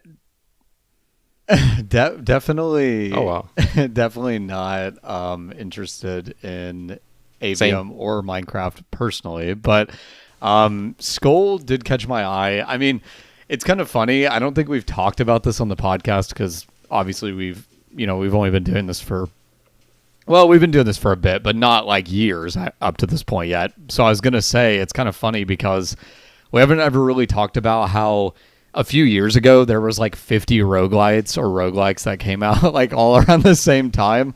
So Skull was one of those. It came out in 2021, and like it caught my eye because I'll put it this way. There's some roguelikes that I do enjoy a lot. I get that. And then yeah, all the others I've played I can't stand, which is kind of a funny dynamic. Yeah, I mean, I'm sure you can relate. Like Hades, I enjoyed so much, and then I tried. I'm blanking on the name right now, but I tried another one shortly after Hades, and I gave myself a little bit of a break, so I wasn't just going back to back. And I just like, it was Rogue Legacy 2, and I was like, oh man, I'm just not having fun at all playing this, and so it's kind of funny because like Skull does look cool. I like the art style a lot, and I like the 2D roguelikes quite a bit as well. But I'll probably check that one I out. think but when I the see other Immortals ones, of Avian, I think of like can take Marvel it or leave it writing. personally. So that's When I was looking up gameplay of it, it's like, damn, these guys are like just talking like Marvel characters. And I'm like, Yep. Even the gameplay, like, have you seen gameplay of it? It's like Overwatch, where like there's so much shit going on in your screen. There's like fucking flashing lights. So if you're prone to like flashing lights and sieges, I would advise playing that game. You might get harmed playing it. Henry, are you interested in any of these? Even Yeah, I actually really like that we're talking about this, because as somebody who's been a PlayStation Plus subscriber for a really long time, I like to try out all the games that come out each month, just because they're free. But also, like, I always thought it was interesting to like maybe give like a perspective on each one, like to see if it's even worth your time, or if it's worth playing or something like that. So you guys both mentioned a lot, because a lot of stuff that's funny to me, because I have very similar opinions or similar things to say, because I have tried each one of these games because they've been out for a few days. So I just like kind of gave them a brief once over, played them all for like 30 minutes to 2 hours. I put 2 hours in Immortals of Avium, and then I put like 30 minutes into Minecraft Legends and Skull. I just want a quick shout out to Rogue Legacy. So you said you played Rogue Legacy 2, Cam? Okay, so Rogue Legacy 1 is actually one of my favorite roguelikes, and Rogue Legacy 2, while like is way more developed, there's like a lot more going on. It is way harder and way more grindy, like ridiculously more grindy. So I would actually say, like, while like objectively the second one is better, it has like just that horrific grind is something that honestly I did not like it very much either. But I definitely have a very similar opinion on roguelikes. It's either a love or hate kind of thing for me, and most of the time I'm not super into it. But that being said, Skull is I'm glad that you said the release date on this, 2021. This game feels super dated. It is a roguelike, a very traditional roguelike, and to me it came across as like pretty bog standard and kind of cheap, in all honesty. Like, it feels like a game that came out a long time ago. Like, I would honestly say play Dead Cells. Like, this, it's such a better version of this game. It's like not even funny. This is like poor man's Dead Cells. If that is honestly something you're looking for, and you have PlayStation Plus, and it's, you want that, I mean, give it a shot. But like, I really don't see a lot of people getting super addicted to this game. It's like there's so many better roguelikes out there. It's not even funny. Minecraft Legends is not like Minecraft at all. It is like a real-time strategy game, which kind of caught me off guard. I don't follow Minecraft very closely. I don't play Minecraft games at all. So like, Minecraft Legends is like, it's real-time strategy. Like, you're summoning units to like attack other things for you, and like grab resources for you, so you can automatically build like towers to defend your towns and stuff like that. It's an interesting take on Minecraft. It is for babies though. Like, it is like baby. Like, even the writing in this game is like, I feel like I would see it in like a children's cartoon. It is like mind-numbingly like for little children, and I would say, like, honestly, just skip it. Unless you're looking for like a real-time strategy game, or you are like super engrossed in the Minecraft lore, I would say skip it. Immortals of Avium is one that I found to be the most interesting of all the ones on offer. Obviously, it's like the biggest budget, and there's the biggest conversation around this game for sure. So I think we may have mentioned that this game completely, or alluded to, this game completely bombed when it initially came out. It's an EA game. It was a completely new studio that they created, developed this game, and it performed so poorly that they laid off 45% of the studio after it released, because it just completely crashed and burned. It has a 69 on Metacritic right now. But at the same time, I hear people say like this game's actually not that bad. Like I hear people that like the 5 people that played it, like it sold very, very poorly, are all trying to tell people like this game ain't that bad. Like it's actually pretty cool. You should check it out. And so I was like, okay, I'm gonna give this game a shot. And Alexis, you hit on like 2 of my biggest complaints without even having played the game. So like this game, its writing is noticeably horrendous. Like the most generic stuff I've ever seen in my entire life. Yeah. Like for instance, like the protagonist says almost anything that you would think like a B grade or a D grade Marvel protagonist would say. Like what He's the right what? behind me, like, isn't he? Or something like that. He's right behind me. Yeah, and that all those lines, everything they say that, no. and, like that's all the character says. The story itself is incredibly predictable. Like the game I'm not even going to spoil anything by saying this because it happens in like the first 15 minutes of the game, but and the stories are horrible anyway, so you don't have to worry too much. But like you run an orphanage kind of deal with like little children, and like 10 minutes later they all die because like that's your motivation. And then like you have like this friend who's like really good at everything, and like there's like an antagonist, and they like run, and like you don't even need to like, she doesn't even need to defend you, but like she dies defending you, but she totally didn't die. Like it's one of those things where it's that you think she shows that she died, but she totally didn't die. And then like you later in the game, you're like fighting this like masked antagonist, and it's like, okay, well that's the girl who's my friend at the beginning of the game, 100%. So predictable. And then like at some point, I'm going to realize that I'm fighting for the bad guys, and then like I'm gonna fight with her to fight the people that I was working with at the beginning of the game. So like I don't know that that's the case, but it is so obvious that is the case. It's not even funny. So this game's story is super generic, and then the combat itself, it can be a visual mess at times. There was at one point you like at the very beginning of the game you unlock your super ability, and like you shoot basically like rainbow lights out of your hands, and it nauseated me. I was like, oh my gosh, like this is too much stimulation overload. Like just put a seizure warning at the beginning of this game because your super is so ridiculously like visually over the top. At the end, in terms of gameplay, it's not, I'm not gonna say it's bad, but it's so mediocre. It is a shooter, but it's just like a shooter with like magic. If you were playing Doom or Overwatch or whatever, and you just substituted bullets for magical beams, like this is what you get.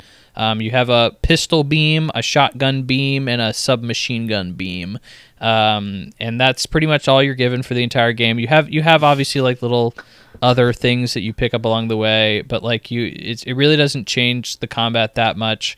It wasn't super engrossing to me. And then there's weirdly like Metroidvania elements to this game, which I found interesting.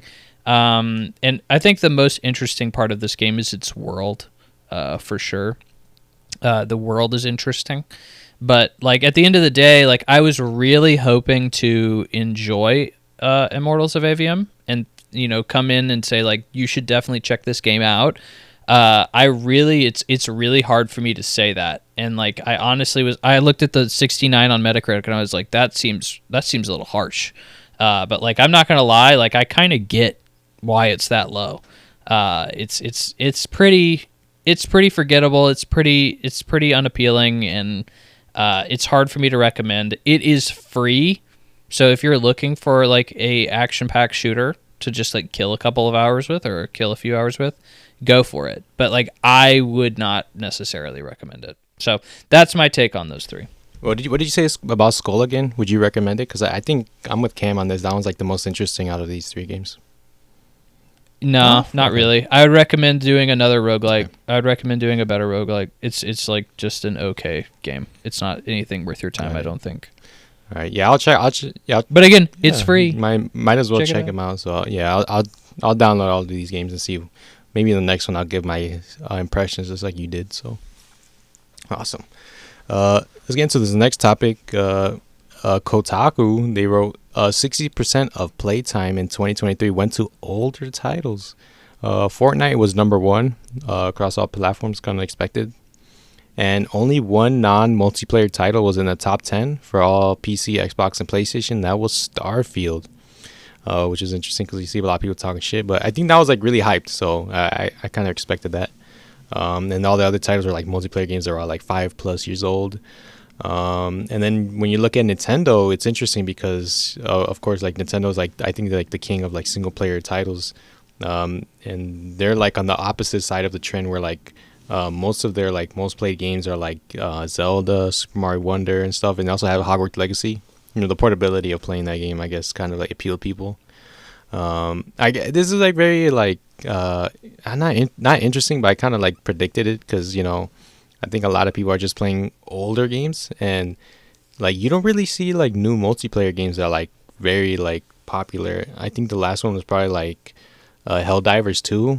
But then besides that, I think maybe Valorant, I think, was the last like big multiplayer game where like it makes making a lot of money and stuff, like on that Call of Duty. It's on the list for the PC. Yeah, title. so I mean, it makes sense. And then it's like Fortnite, of course, and then it's just like the older. It's kind of like it's tough because like multiplayer games, I think, are just like more harder to develop than like single player games because you gotta have like your servers, you gotta have like that addicted factor so people keep playing it and stuff like that. And like I feel the same way. I'm just playing like older like multiplayer games and rather than new ones because I rather play like Battlefield 1 that just came out like almost like 10 years ago, which is crazy. Or like I'll play like Rainbow Six Siege, and that game came out like a long time ago. So yeah, I don't know if you guys are like similar to me, where I just play older multiplayer games because they're kind of better. I don't really play like PC multiplayer. I think Valorant and stuff is like very, very, very difficult to play because I played it once and I just got shit on. I'm like, I'm gonna install it. So, dude, it was so hard because I'm like, okay, I'm good into multiplayer games. I'm good at FPS, so let me try it out. And then I'm just getting shit on. And there's people in the chat talking shit. I'm like, what the fuck? I just my first game. And I was paired up against people that were playing like for like so many hours. So I don't know if you guys feel the same way. If you're playing like, if you do play multiplayer games, do any of you play multiplayer games? I know Cam, you said that you're not really into that type of game, but like, are you interested like in multiplayer games at all? Mm-hmm. Yeah, I mean, so I to answer your question, I was playing League for like off and on for quite a while with a friend of mine, and then I kind of tailed off. He still plays now and then, but I haven't played in like literally months. And I do play Rocket League with some friends of mine, so that's like almost like the extent of my multiplayer. Aside from some recent diggings in of Final Fantasy 14, I would say almost 90+% of what I play is single player. So not playing a ton of multiplayer stuff, but something I think is interesting about this article is so like the 60% of the playtime, it's actually also games that are 6 years old or older. So like it's not even just 60% older games, like it's 6 years or older, which they point 5 specific ones out. That's almost 30% of the playtime in the year, which was Fortnite, Roblox, League, Minecraft, and GTA 5. So basically the gist of this article is like, hey, the large majority of the playtime of 2023 was like old games, established games, and in basically every case multiplayer games. So like, yeah, to your point, it's kind of interesting to see this in general, I would say. And like for me personally, don't really dive. I mean, besides the League last year off and on, I didn't really dive into any of these other ones. So yeah, I mean, I don't know. Yeah, Henry. I don't think you play a ton I of occasionally multiplayer get either, on like a Fortnite with a friend or like Apex or something like that. But they're really not like I'm enjoying playing the game. I'm just enjoying spending time with a friend. And then there's like a game that we're also playing to pass the time together. So, but I think both of you guys pointed pointed out some interesting stuff on this. So, all these games are old. All these games are multiplayer, and it's interesting to see that all these things are kind of coming together, because we see an industry that I think all of these games are live service in some way, shape, or form. So we see this rush to live service, and it's kind of this double-edged sword, because you look at that and you look at the stats and it's like, well, of course I want to be in that market, because these are the games that clearly are doing well because they're retaining so much time with the audience. But at the same time, none of these games have been dethroned in 5-6+ years. So these are games that just kind of stay there. And I was listening to Jeff Grubb talk about this, an industry analyst / journalist at Giant Bomb. And he kind of likened this to, and it's an interesting way to think about it, I think, is these games are kind of like sports. Where is basketball going? Where is football going? They'll be there forever. Mm-hmm. It's these staples in culture that you go and you talk to people about, hey, did you see the new thing? Did you see the new game? Or whatever the heck the case may be that you would talk about in terms of sports is kind of now translating to something like that with a Fortnite. And, these things are going to be there forever. And, it's very rare to see anything kind of come up and even be able to penetrate that market. So with sports, the closest example I can even think of is pickleball. Recently that has kind of taken a lot of people and gathered an audience as a sport. But in terms of any other sport, I don't know of any that have really not ever been around and then just all of a sudden became a thing that people were doing.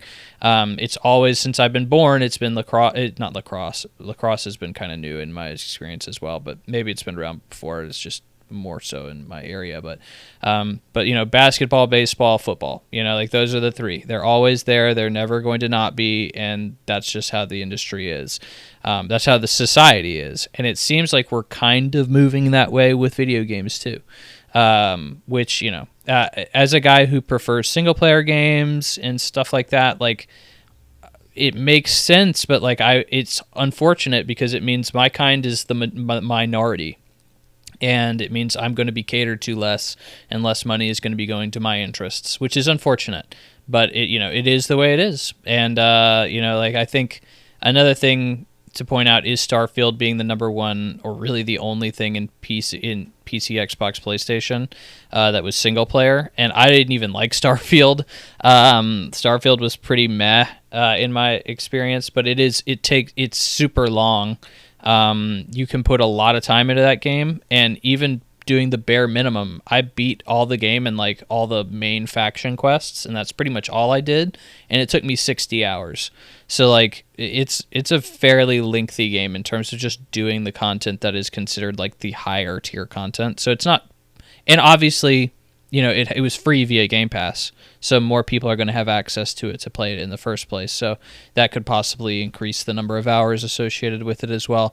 But and then Nintendo, it's funny that we just don't even acknowledge Nintendo as a part of this conversation. I think most people, when talking about this, they're oh well, yeah, all 60% of game time is all with multiplayer games. It's well, what about Nintendo? It's oh, who cares? They're a completely different beast. For some reason, we never can include them as the PC, Xbox, PlayStation market. It's they're always kind of an outlier. But I don't know. I wouldn't play a lot of these games on the Switch. Especially, it's really surprising to be seeing Hogwarts Legacy, because that game I think got delayed for over a year or something on the Switch because it was having such a hard time performing on it. So I wouldn't want to play half these games on the Switch at all. So it just goes to show that the Switch is just some kind of indomitable beast that people will play and buy just about anything on it. You just have to give them the ability to. So that was a long-winded saying of what all I needed to say on that, I guess. I think when you say Hogwarts Legacy, I think it's because Harry Potter is huge in Japan. I think that's why. So I think that's why it sold a lot, because Switch in Japan is huge, and then Hogwarts Legacy, of course. I actually did not make that. I did not know it was a huge thing in Japan, so I did not make that Yeah, connection. it's surprisingly, it's like one of the West IPs that are huge in Japan, which is funny. So that's why it sold a lot. And then also, I think for Nintendo, some closing thoughts. I think Nintendo's the most appealing to me, because I think most of their games are just they're like fuck the graphics, fuck the budget, except for Zelda, for Tears of the Kingdom and stuff.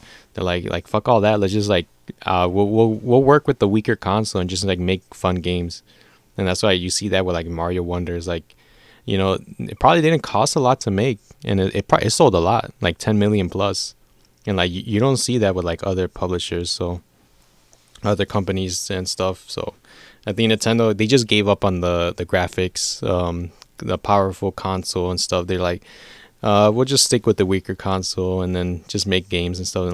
And I respect that compared to the PS5 Pro and stuff. I don't know how I feel about that. I just want the games to be 60 FPS. I don't really care about the resolution. Maybe to 1080p. I'm fine. I don't need everything to be 4K 60 FPS and stuff like that. So yeah, that's it for the playtime to older titles, which makes sense for multiplayer games and stuff. So that's how it is. And then let's get into the next topic.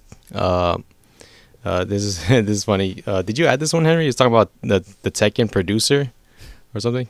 Yes, I did add that it's one, talking about they say that younger players prefer team-based games so they can offset responsibility if they lose. And they mentioned that the older generations prefer definitive outcomes, and that the younger people would prefer to blame someone else.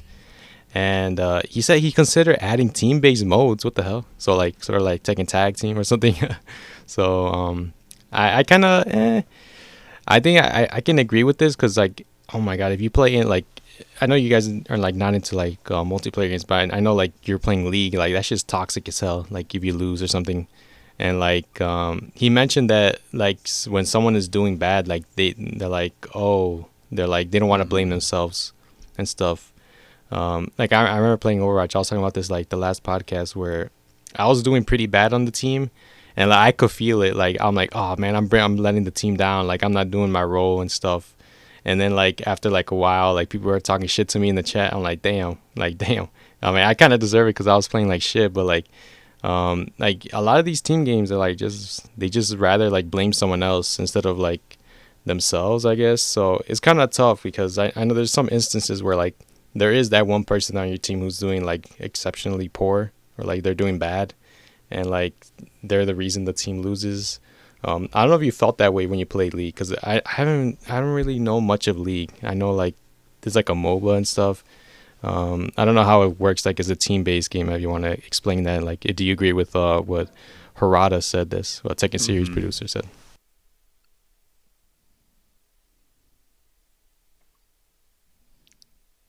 Yeah, so I do agree with him.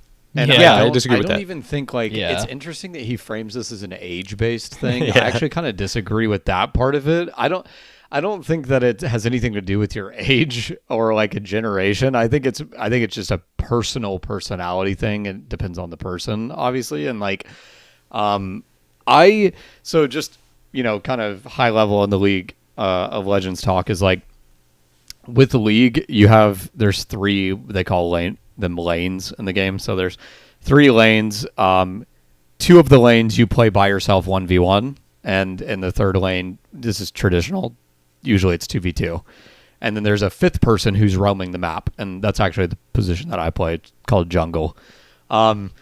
So what ends up happening in, I would say a lot of the games that I've been in that have gotten toxic is, and it's common in the community if you look it up, the jungler gets blamed for a lot of the issues. So in his case, he's saying, younger players prefer team-based games so they can offset responsibility. In my experience with team-based games, this happens basically every time you're getting spanked. People blame somebody else. Nobody ever takes accountability for the problem in a team-based game. So I kind of do agree with him. I just don't think it's an age-based thing.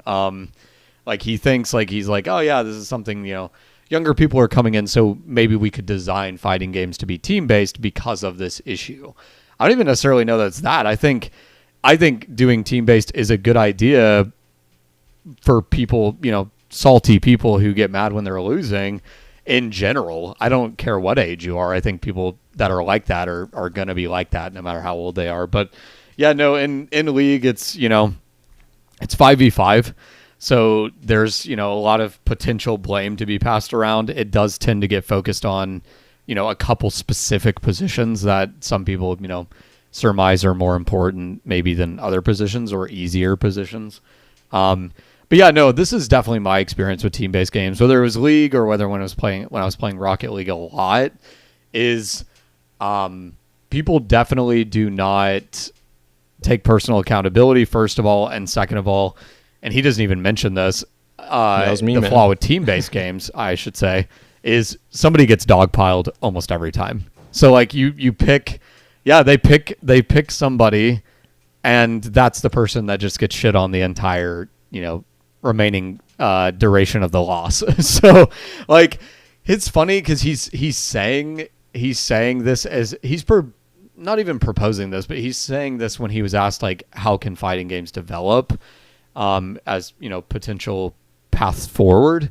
And it's interesting to me that he almost frames this sort of weirdly like a solution, I guess, to people, or like an alternative thing that people can like latch onto. And it's like, I don't even know that I would call it a solution or like I don't think it's inherently better than 1v1, because what ends up happening is, instead of you getting mad at yourself for losing, you just get mad at somebody else. Like the people that are going to get salty, right? So it's like, I hear what he's saying, but I'm also like, so essentially what you're saying is the people that are going to get pissed at losing, if they're in a team-based game, they're just going to blame somebody else. So like, I don't know. This is definitely an interesting discussion to be had. And I think at the end of the day, I'm sure you guys would agree, but I think it's much more a maturity issue than like an age issue. Cause like, I think it's just people being babies, no matter how old they are, right? Like, if you have the 50-year-old in your game who is emotionally immature, he's going to get pissed off if he's losing anyways, right? Or you could have a, middle schooler, high schooler playing on your League of Legends team, and maybe he's like chill and he's not going to blame anybody. So I think my reframing of, this guy, my reframing of his discussion in my mind would less be age focused, toxic people maturity like any focused. age. That's kind of my take on it. You see that?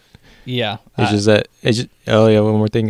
Yes. It's just that when you're like in a voice chat, you can probably tell, but like, I think voice chat is kind of dying out. So you see more text chat, so it's kind of hard to like to see like what's the difference. But Henry, you wanted to say something real quick? Yeah, I was just basically going to say Cam took the words right out of my mouth. I think that the reason I put this on the doc is because it's just funny. Like, let's be real. Like, it's a very inflammatory statement, and it just it doesn't make a lot of sense. It is very much like an old man yelling down, like, "Get off my grass, kids," like kind of thing.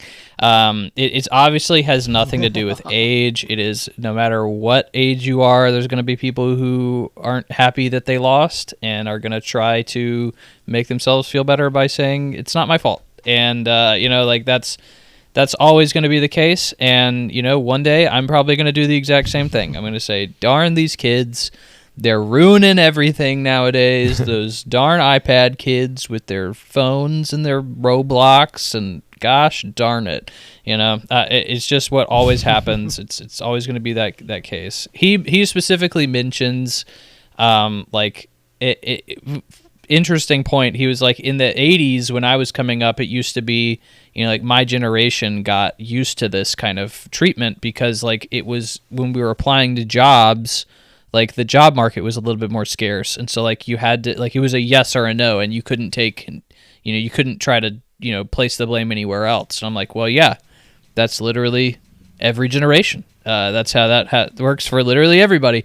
But, yeah, it's just interesting how you can justify that kind of thing in this instance. But there's also an interesting conversation to be had around the, like, because he really, he, like Cam was saying, I mean, like Cam took a lot of the words right out of my mouth, is like he really is ultimately in this interview where he mentions this, trying to pose solutions to how to bring Tekken to a larger audience.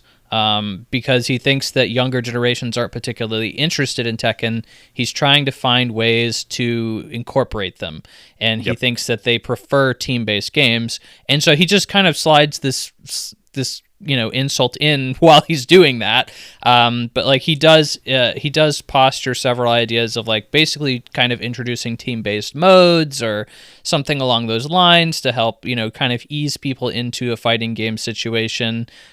Which funny because like, I don't know if you guys are familiar with Tekken. I'm not, but I am familiar with Tekken Tag Tournament, which a lot of people consider to be like a almost a reason that Tekken like completely failed, which is what what the name entails. It was a Tekken Tag Tournament game where multiple players would play on the same team, and the community absolutely hated it.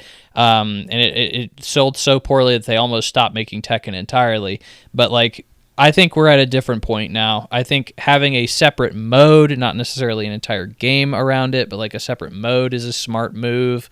And, like incorporating obviously as many people as you can in whatever way you can is always a good thing. So I think that, at the end of the day, it has nothing to do with your age. It is just your maturity level, as Cam was saying. So I think overall the statement is still funny though to dive into.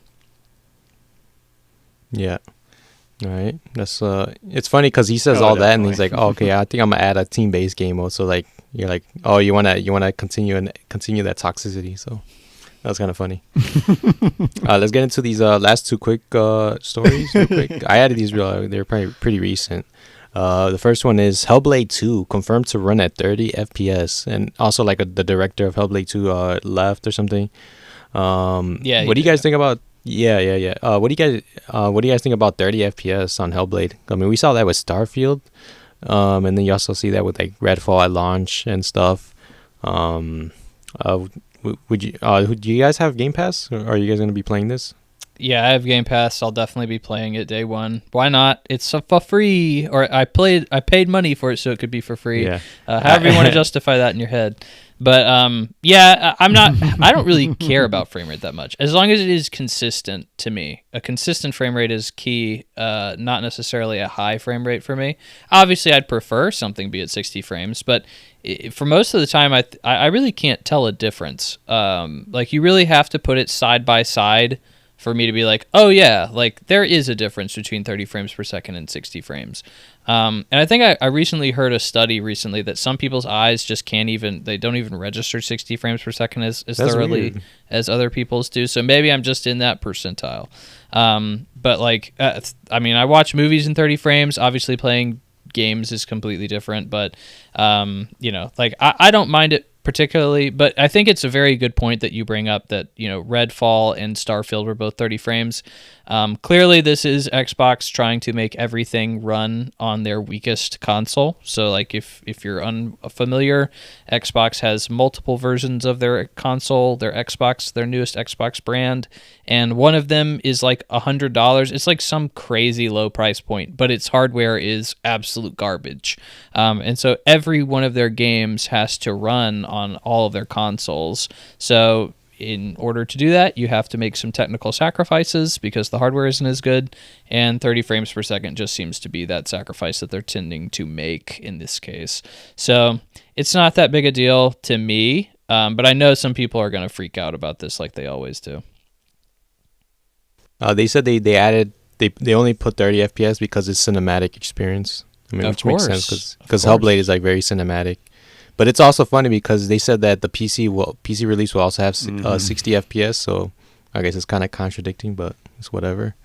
I think for Hellblade 2, it's weird because when I look at this game's coming out like next month, and I guess marketing is going to be ramping up soon, so we'll see how good it runs. I mean, it's going to be a short game because they said it's kind of similar to the first game, so pretty good.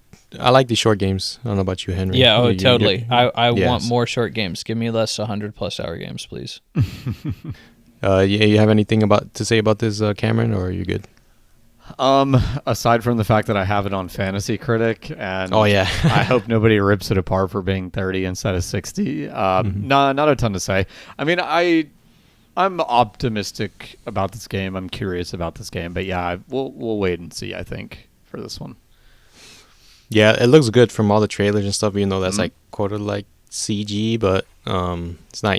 Maybe it is in game, and we haven't seen it yet. But I think the most recent was in game, but Okay. the ones before that were not. I could be mistaken there. oh, okay, it looks amazing, so it's fine. So we'll see. Hopefully, it reviews well for your little critic game you got there. So this next one, our last one, is Star Wars Outlaws. There's going to be a story trailer reveal on the 9th of April. So I don't know if you guys are going to be tuning in. I'll put maybe for the next podcast episode we can discuss more about the trailer, because all they had was like gameplay and stuff and maybe some small story bits. Which of you guys drafted this? That would be me. Yeah. And Okay. Henry counterpicked assuming Yeah, it won't come out counterpicked this it. year, so this Okay. is some good news for me. This might be the one Ubisoft game that might be good. I think this, from the gameplay earlier, it looked good. I just hope there's no Ubisoft towers and shit like that. So Oh my god. There will be How- Ubisoft towers, 100%. I was gonna say, No doubt. Yeah. Yep. Yep.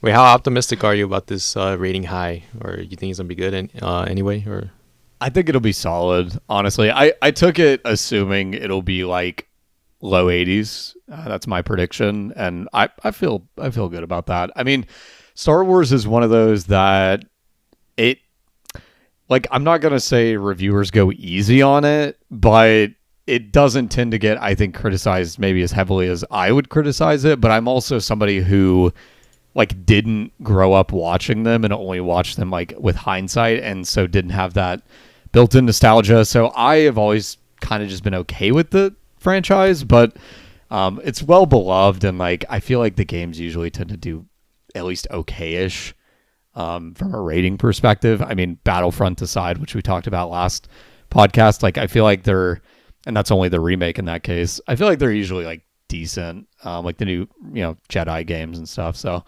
I feel pretty good about it. And honestly, the fact that they're doing a story reveal, like, they always say voice acting's pretty late in the process in game devs. So like, I feel better in terms of Fantasy Critic. I feel better about it coming out this year now. So it's pretty good news. So yeah.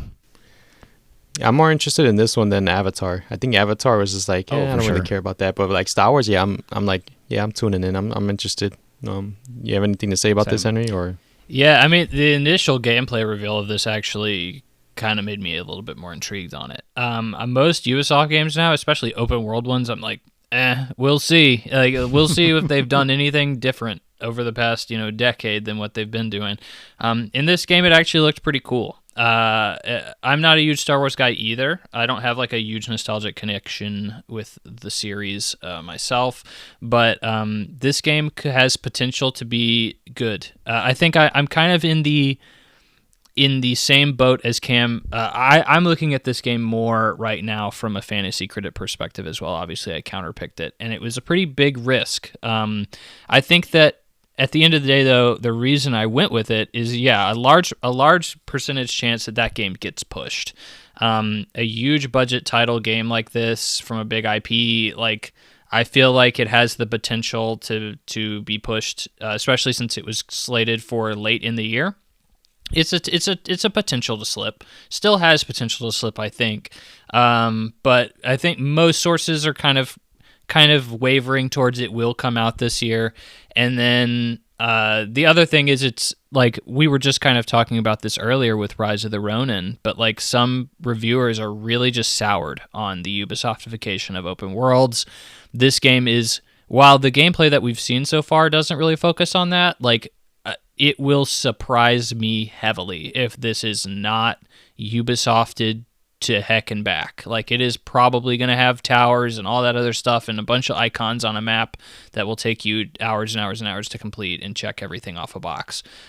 So, like, I think that it's possible that this could review lower because of that, and that's why I counterpicked it. So it could go either maybe review lower, maybe just not release. But at the end of the day, I still think I'm kind of with Cam right now. This game is looking like a lower 80 game.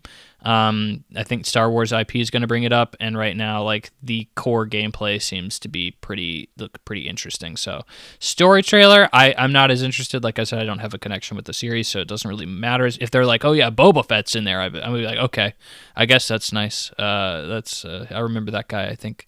But like, it wouldn't be that big of a deal. So I'm more interested to see the final product for this game. But I'll watch the story trailer. Why not? Yeah, hopefully they show some gameplay in there. I think I want to see more of it, so we can see like how good it looks. Yeah, so that's everything we have in the news today. So let's close it off with these last two sections of. We have an inquiry as well. We will save that for the end. So let's say what have we been playing? So I'll get started with mine. I was talking about Bloodborne, like I think a couple times on this podcast. Like I finished it like really quick, like 18 hours or something. I'm like, oh shit, because like it was like I was like, damn, I finished it really fast. So and then I finished New Game Plus like really quick. Like it took me like 10 hours because I like once you play like a game like Bloodborne, because like there's a lot of shortcuts in this one. So like you can like skip through like the first half of the game in like 5 hours or something. It's like really quick. And then yeah, that's what I did. So I was trying to get to platinum this game, but man, there's so much grinding because there's like these dungeons in this game that you have to like Chalice dungeons. Yeah, yep. Chalices and stuff. Like, oh man, this hard. shit sucks. Yeah. Well, I'm like so OP. Like I'm like very like level 120 or something. Like really high level because of New Game Plus. So like I'm just like one shotting everything in that dungeon. But like, yeah, I don't know. I think I'm gonna get the platinum because I have to like go through that dungeon stuff. So. Yeah, New Game Plus finished. I think it's one of the best Soulsborne games out there, which is surprising because it came out like 10 years ago. So I'm waiting for a remake. I think a remake for this one would be fucking awesome because I really enjoyed my time with Bloodborne. Like it is after finishing Elden Ring. I think Bloodborne and Elden Ring are like right on that similar tier. Like they're like really really good games. The only thing that knocks it back is like sometimes it looks a little like cloudy, like some shitty like graphics and stuff. And it's like 30 FPS, of course. But I didn't really mind that because we were talking about that earlier, like 30 FPS. Like for this one, I didn't really mind it that much, which is cool because I thought it'd be like a hindrance, but I didn't really mind it. So if you're interested in Bloodborne, I would highly recommend it. Like if you liked Elden Ring, go ahead and try it. I mean, you can get it for cheap, like $10, and then you get the DLC as well. I still got to try the DLC. So there you go, Bloodborne. Let's get into the my other games. So I was talking about this last week as well. Like I was playing online games and stuff. Like I was getting back into like the competitiveness and like yeah, I was like really enjoying it. So for like I was playing Battlefield 2042 yesterday, and like it was a lot of fun. Like I really like the improvements they made to that game. It took a while, but I just snipe in that game because it's fun. Like just sniping like over like 600 meters and stuff. So I just stay up my camp post like far away from the action and just snipe people, and it's fun as hell because I'm just like fucking role playing and shit. So yeah, that one. And then sometimes there's like some crazy moments. Like there's like this one moment yesterday, I have it like recorded where like there's a chopper shooting at us from like far away, and then it started getting closer or something, and it tried to like suicide bomb into us, like me and my team, and like it just like scraped like right in front of me. I was like, oh shit. And we took the chopper because the chopper was like still alive, so we just repaired it and we just took the chopper and we started like taking over and stuff like so that shows a lot of fun.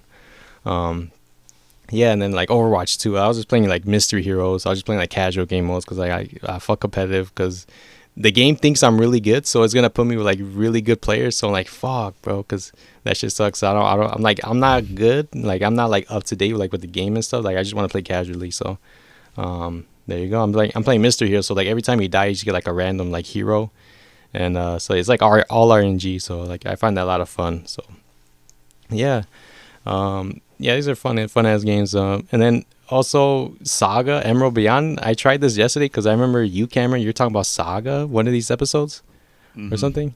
I'm like, oh shit, there's a demo for this. So I tried it out, and I don't know. It's kind of tough to like. Did you guys see this? I game? saw the demo. No. I thought about playing it, but I decided not to. Oh my god, bro. So it's weird because it's okay, but it's like you could tell like there's not a lot of budget in this one because it's sort of like a visual novel. Not a visual novel, like the cutscenes are a visual novel, and then it's like the gameplay. Oh man, the gameplay is so weird because like it doesn't explain that much to you. It's sort of like a Soulsborne game where like it just drops you in and it's like it expects you to know everything about it. So I remember playing this. I'm like the I think I was doing it's like turn based. So I think I was doing stuff right because I was winning my battles and stuff. But like I still have no idea what the fuck I'm doing.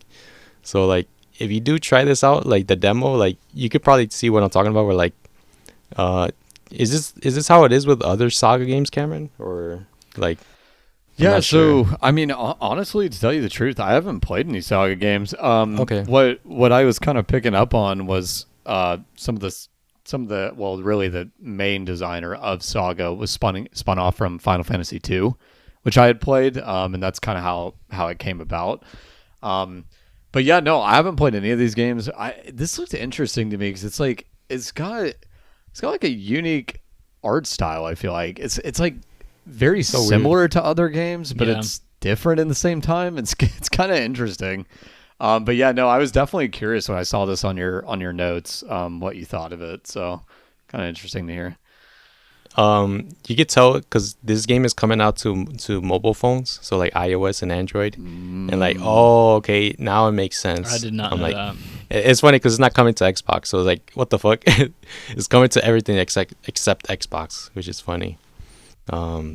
Yeah. Oh, one more thing about the demo. There's a demo on Steam, Switch, and PS5, and each one of those demos have a different character. So the guy I'm playing, he's like a puppet master, so like he has 4 puppets as his teammates, and there's like some guy. It's funny because the guy, he doesn't sound like how he looks. He sounds like an old man or something. It's like, oh man, the voice acting kind of sucks for the main character, but I think everything else, the voice acting is fine. It's kind of weird because like I don't know if I would recommend like buying this game because this game's coming out like $50, which is like the gameplay, man. I don't know, when you do play, man, it's so weird because like you're just selecting actions, and like you have to use your stars to attack. So like every turn you get like 1 star. There's like different formations and stuff. It's like, what the fuck? Like the game is very deep, but it's like very niche at the same time where it's like very hardcore. So like even if you're like a JRPG fan, like this is like very like this is like the top, like this is like very hardcore. So I would give the demo a chance. It's not that many gigabytes, so like you can try it out. It's only like a 2-hour demo, 3-hour demo. So oh dang, I don't know if I want to spend that much time on a demo that I may not even like. I don't know. What I like about it though is like there's more gameplay than story. So like you're mostly in battle. Like the cutscenes are very short. So like you can just get into battle real quick, which I like. Except for like the intro is like a couple minutes long, but like after that, like you're in battles all the time, which I like. Yeah, Saga Emerald Beyond. Try out the demo if you want. It comes out later this month, and I was thinking about drafting this. That's why I played the demo, and after that demo, I'm not drafting it, so somebody else can take it. I don't know if you've sold me. I don't know if I'm gonna take it. Yeah, it's but it's weird because like the Saga fans are like they're loving it, and it's like, oh, cool. Yeah, they're like, oh, this is Saga, man. It's peak Saga, man. I'm like, oh shit, what the fuck? Okay, so I guess like if you're not a fan, it's kind of hard to sell it. Yeah, that's the problem. Is like those niche games, people outside of the niche are gonna review it, and then they're gonna give it a lower score. So, no bueno. Yeah, the only thing I wish I had a better budget or higher budget because like some of the cutscenes are just like, it's like, yeah, this is for the phone and stuff. Like I don't think the phone can handle all this. But yeah, the music is good too. I will say that. That's pretty much it. You want to talk about your games, Henry? You got some interesting games, a lot of demos as well. I do have a lot of demos. I also finished Final Fantasy VII Rebirth, which I can give final thoughts on that as well. Where do you guys want me to start? I can start with Final Fantasy VII. How about that? But I don't know. So I was talking with Cam about this briefly before the podcast, and I don't even know how to talk about this without like potentially spoiling things, because I mean, like, even if I told you like this doesn't happen, like that could technically be a spoiler, because you'd probably be like, well, I wanted to know. I wanted to find out that didn't happen for myself, So Alexis, did you make any progress on this game over the past couple of weeks, or did you completely drop it? I didn't drop it. I just let it off the side. And I was trying some other stuff. Okay. Yeah. Well, I finished it, and I will say that so a large part of what really got me excited for this game was the story. We've kind of touched on it previously, but like I think it's not a spoiler to say they have deviated from the the original story from Final Fantasy VII. Final Fantasy VII Remake does several things that like are not canon with the original game, and Final Fantasy VII Rebirth does the same thing. I was really interested to see where that went, and I will say that after having finished the game, I am pretty disappointed with the ending. At the end of the day, I think that a lot of people I heard were like, oh yeah, Nomura messed this game up. I've heard people say like, kind of comparing it to Kingdom Hearts. Fortunately, I would have been really disappointed if that was the case. I probably still would have been like, well, maybe they can turn this around and make it like in the third game they can kind of recover this, because like Nomura just likes dealing with like stuff that doesn't make sense, and it's like, well, maybe he'll make it make sense in the next game. But in this game, they did not do that. They don't jump this horrific shark at the end of the game and like just talk nonsense for 3 hours and give you a buttload of exposition that makes no sense at all. They have a pretty straightforward ending for the most part, but I think what they end up doing with it really disappointed me, and I'm genuinely not curious about what they do in the third game at all after seeing how they finished this game out. I will still play the third game, and I still think that there are a lot of great moments in the original game that are still that are like still going to have to be, gone into in the third game. That are, like a lot of the main beats of the story are still remaining in Final Fantasy VII after playing this game. So, and that is something that I wrote down some thoughts to make sure that I could remember everything. Like as soon as I beat the game, I was like, I want my thoughts fresh on what I thought when this game ended. And one of the main things that I wrote down and I think did resonate with me was like, this game really does feel like, and I think that, like if you've ever seen a trilogy of any film series before or anything like that, or even games, we have those too. You kind of know like the middle movie is always kind of the most boring, because like it's kind of just all rising action to get to the climax. And so like you have like this middle part syndrome in every trilogy, and Final Fantasy VII Rebirth definitely suffers from that.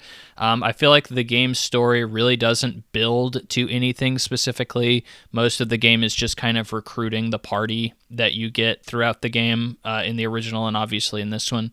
And there's no like grand overarching narrative that really connects everything and makes it very satisfying. There is like technically a climax at the end of the game, but it kind of comes out of nowhere and isn't really built up very well. And then also like a lot of elements that are built up throughout the game aren't really tied together in a very satisfying way. Again, I'm not going to delve into that, but like again, ultimately was very disappointed with the game's story, which really bummed me out. That being said, this game's cast is amazing, its music is amazing, its combat is amazing, and the main story beats, like all the main like scenario stuff, is incredibly lovable and fun, and I enjoyed every minute of that. This game has like a ton of mini games, like really in-depth mini games that go on for way too long, and it's kind of crazy. Like it's almost like it's all completely optional, so it's like fine. But like, it's like crazy how much effort they put into that. This game has a massive sense of humor. Like the original Final Fantasy VII had a sense of humor too, but like this game, I feel like is almost like it leans into it almost more than the original did, which can be fun for sure. I think my main complaint with this game as a whole is its side content. I said it in the last podcast, and I will say it again. Like, there's too much side content. A lot of the side content is not good enough to warrant your time. I think that Alexis has been playing this game optimally. Like the way Alexis has been playing is 100% the way you should play, which is just do what you feel like doing. Like maybe try to find the stuff that seems like the most interesting stuff and just do that. Do not try to 100% this game. You will hate it. It's not that good. And then I think the biggest thing I wanted to really touch on that I think is pretty telling is I liked Final Fantasy VII Remake, the first one, better than I liked this game. I think overall it's because I think that the world of like just Midgar in general is so strong. It's so interesting. And it really sucked me in. I think the dynamics between the characters, I think, were a little bit better in the first game. I think a huge part of that, of me liking the first game more, is there is hardly any side content, and you can skip all of it. And then like the main scenario is just, it keeps going one after the other. You don't have these huge breaks where you have to stop and do, like towers or a 500 side quests or something like that. Like the main quest is really where the meat of these games are, and it's something that the first game really just kind of streamlines you through, and this game really doesn't. You kind of bop around a little bit and do a lot of side content, and that's not as fun. So I still think at the end of the day, like, I like the first game more. I'm looking forward to the second game. And I think still overall really love my time with this game. I really wish I just trimmed down the side content and not done all of it. This game is still likely to be my game of the year. Like I feel like I have to emphasize, like, I still really loved this game. At the end of the day, I'd probably still give this like an 8.59, something like that. It's still really great. I don't. If there's anything you guys want me to delve into anything more on this, or you have thoughts on my thoughts. I don't know if you have anything to say about this before I move on. Yeah. It's weird because when I like, it's kind of weird because like, oh man, how do I say this? Like for remake, I know what you say like about I think Midgar was like more interesting, which is funny because like everybody was like Midgar is not interesting. I'm like, what?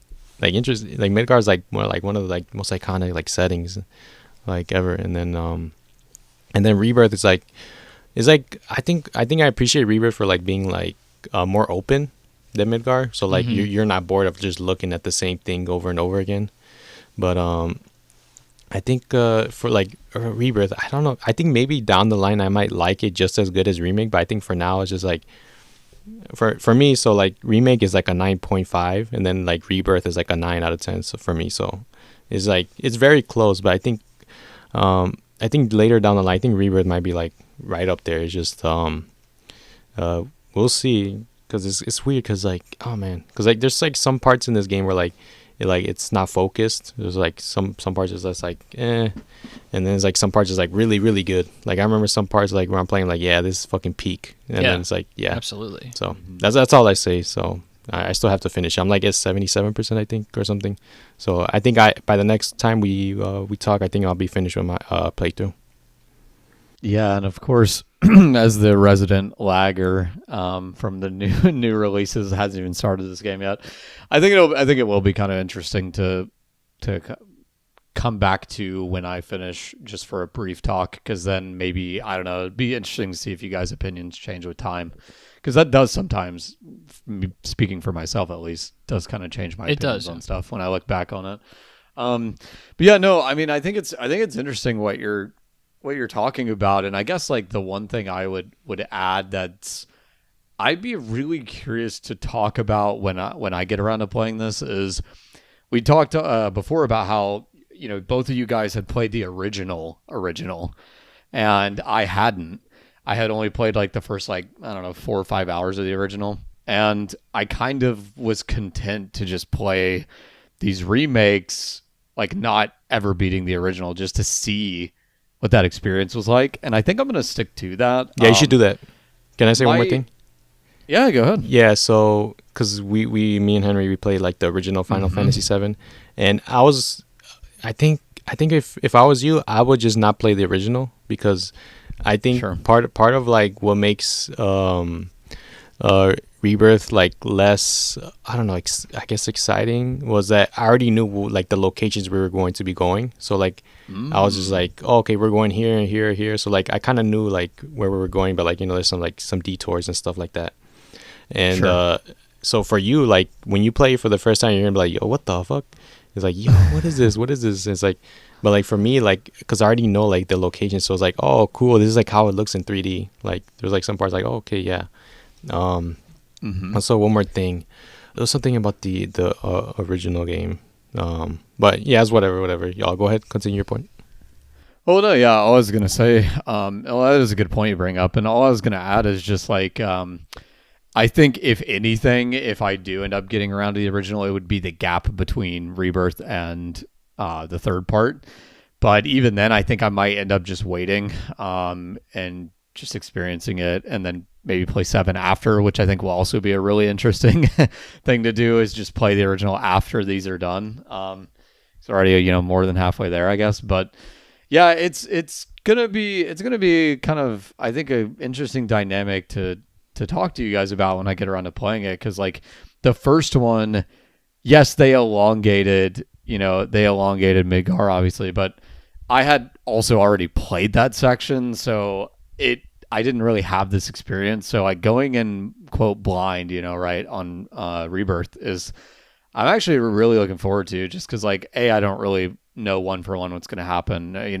Broad strokes just from like, this game is an unavoidable like thing to hear about. So, or the original, I should say. So like, there's stuff I do know, like basically every party member, right? So I know some people are like hypersensitive to like, oh, who are the party members? Like if you don't know ahead of time, and it's like, I know all of them already, because how in the world could you avoid, seeing them in other properties, right? Like, as a Kingdom Hearts fan, I mean, I ran into like basically every party member already. So it's like, but there's still some surprises, right? Like you say, Alexis, like I don't know any of the locations. I know a couple names of places. Like I've just, heard a song, right? That's a name to place. And I'm like, oh, okay. I have no idea what goes on there though. So yeah, no, I think it's definitely something I'm looking forward to. And I'm going to be honest, like I've talked about this before. I usually wait for a sale, especially if I have a backlog. This is getting harder and harder to avoid waiting. Like I am itching to play it, and I'm like, I might just give in. But I haven't yet. I've stayed strong. But yeah, I mean, Henry, I'm going to throw it back to you, because you're in the middle of talking about what you've been playing. And I'm actually really curious about the next thing on your list. And I don't know if you wanted to talk about Sandland next, or if you wanted to jump around a bit, but I'm actually really curious about this, because I have, and people are going to hate me for this, I actually don't like Toriyama's art style, which is like blasphemy in this world. But I am not the biggest fan of it. And specifically in regards to Dragon Quest, I think the characters are so hideous, but like, I'm sorry, it's just my thought. And I think it's a lot better with Dragon Ball Z, funny enough. I think maybe because they're not as like shrunken down as they are Chrono Trigger. I think Chrono Trigger's, I like Chrono Trigger's art style too. See, I both do and don't. I like, there's characters in Chrono Trigger that I like the design for, and then there's others that I don't. Like, I don't like the way Chrono looks at all, but I do like the way Frog looks. Oh my. I know, right, dude. That's what I'm saying. Like, especially in the gaming space, it's like blasphemy. Like, I'm sorry. I just, like, I haven't seen a Dragon Quest character that I thought looked good. I'm sorry. I just haven't. Or like, maybe if I did, it was like single digits. So yeah, Henry, I don't know how Sandland's been going. No, Okay, go ahead. I'll chime in on the Akira Toriyama art style there. I think I almost have to land in the middle. So I'd say like it's impossible to not say that his art style is iconic. It's very, Absolutely. very recognizable. Obviously, he's designed some of the most iconic, memorable characters of all time, like Goku from Dragon Ball. So like it's hard to disagree with that. But I would also agree, like sometimes his art style is a little hit or miss for me. Like I do think of some Dragon Quest characters, and like these guys look very bland or forgettable. Or in the case of Chrono, like he does weirdly look like a shrunken down person. For some weird reason. But like, I do think that his art style is incredibly iconic and it definitely has a charm to it. But it is neither here nor there. Sandland is a demo. It came out recently and it is a game that will release imminently. And I decided to give it a shot because I feel like it's pretty topical. I feel like it's pretty interesting to analyze these demos before they come out and see like what will be good, what will be bad. And I played the demo for Sandland and Stellar Blade this week because I think both of those games are games that are honestly on a lot of people's radars and also could possibly be good or bad. So Sandland is one of those games that I've always thought looked like it was probably teetering towards bad rather than good. This demo is interesting because it is not like most demos. So Sandland is based on Akira Toriyama's. I think he wrote a manga about like basically it's Mad Max-esque. If you very deserty open area and like the characters all interact with it via vehicles. So in this game you have several vehicles available to you. In the demo you have 3. You have like a motorcycle, a mech, and a tank. And this demo is not really much of it's very, when you think about what a demo is supposed to be, it is very much that. It is, they literally just give you access to a small area in the open world and say, just do random stuff in it. There's no access to like an intro to it or story content or anything like that. It's literally just like, this is a small little blip on the open world that you can just run around and do whatever you want in. And when I say small, I mean very small. Like this demo took me maybe 45 minutes to do absolutely everything and like go to every single corner of it and do all the missions or all the dungeons and stuff that are in it. This is a Bandai Namco game. And we've talked about Bandai Namco previously, like kind of either putting out really good games or really bad games, and especially their anime titles being like the more budget games that they put out. They kind of rely on the IP, and that's it. I feel like this is definitely that. Unfortunately, like I know some people are looking forward to Sandland, and this demo just did not blow me away at all. Japanese developers are often struggling with like open world and vehicles, and this is obviously an open world vehicle game. So like we're already leaning in like some really unfortunate territory that like that region just doesn't specialize in at all. Vehicles are okay. They can honestly controlled better than I expected, but they're still not ridiculously fun to play in or anything like that. I have to emphasize I'm not like a huge vehicle combat guy. Like I don't love Twisted Metal or anything like that, but like that's what this game is, and I still even think like I'd rather play one of those games than this. There is like on-foot platforming that you have to like climb. Like there are towers-esque things in this because of course it's an open world game. So like you have to like climb them. The platforming sucks in this. It's like free form. I kept falling off of like a cliff I was trying to scale. The open world things in the open world all are not very fun. So there were 3 things I could do in the open world. There was like a tower, which would unveil, like markers on the map. You don't have to climb it, but you have to collect like ore in the area to like then be able to power it on, which was boring and not fun. You had to climb a tower or you had to climb a cliff, and at the very top you would just hear the characters talk about like the time that they stayed on that cliff, and like you don't get anything from it. It's not very interesting, and I wasn't too enthralled with that. And then there's dungeons. So you'd go into like a very traditional like dungeon. When you think dungeon, when you think video game, like that is what you get with this, like very traditional.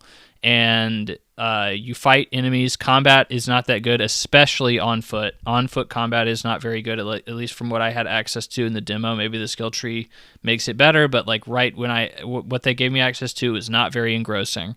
And you like have to spawn your vehicles. You have to get in and out of your vehicles throughout the dungeon to like there's like a ramp in one of the dungeons, and you have to spawn your motorcycle and like run it over the ramp and then immediately get off of it and start walking back through the dungeon. These dungeons are like very poorly designed, very all over the place. And then like the rewards for doing the dungeons are all just like, here's 5 iron ore. And it's like, okay, I feel like I didn't really need or want that. So, okay, thank you for that. I thought the voice acting was pretty meh. Like I was really unenthused with this demo, and like if there was any chance of me picking up this game, like it pretty much vanished with me playing the demo. I easily see this game being like a low to mid 70s review if the I'm demo. drafting that. Say that again, Alexis. I'm gonna draft that game. So. Yeah, you're just dropping that game. Did you draft it? I was thinking about it. Oh, well, I should have said it was really, really good. Yeah. So you could draft it. Bait him into picking it up tonight. Yeah, because they process tonight. So. Oh yeah, that's very true. But yeah, I have a competitor in my league that drafted, or in my alternate league that drafted that one, and I'm ready for that one to not do well. I think that it's possible it could get an Akira Toriyama bump. Obviously, like. It's kind of mean to say that. I'm glad Cam seconded me on that because I didn't want to feel heartless. But like, people will probably give this game a better score because they are emotional over the fact that Akira Toriyama recently passed. So like, I think that this game is still probably going to score higher. Hopefully, when the game opens up, there's more to love. Maybe the story is really good. The characters are really charming. I didn't really get that feel from playing the demo and what I could see from the characters while I was playing, but maybe it's completely outside the realm of the demo, so I don't know. But you know, it's a demo, so it's completely up in the air. But from what I've seen, I was not impressed. I don't know if any of you guys want to say anything. Yeah, go for it. Yeah, no, not to interrupt you. I was just gonna add, it's really funny because I was looking this. I didn't even realize the demo had come out for this. Slipped under my radar. Also, I'm not at all interested in the game, so that kind of makes sense. But it was funny because while you were talking, and I had kind of pulled up a couple of articles about people's impressions on the demo, I saw a PC Gamer article that was titled, "Don't worry, Sandland is much better than its abysmal demo."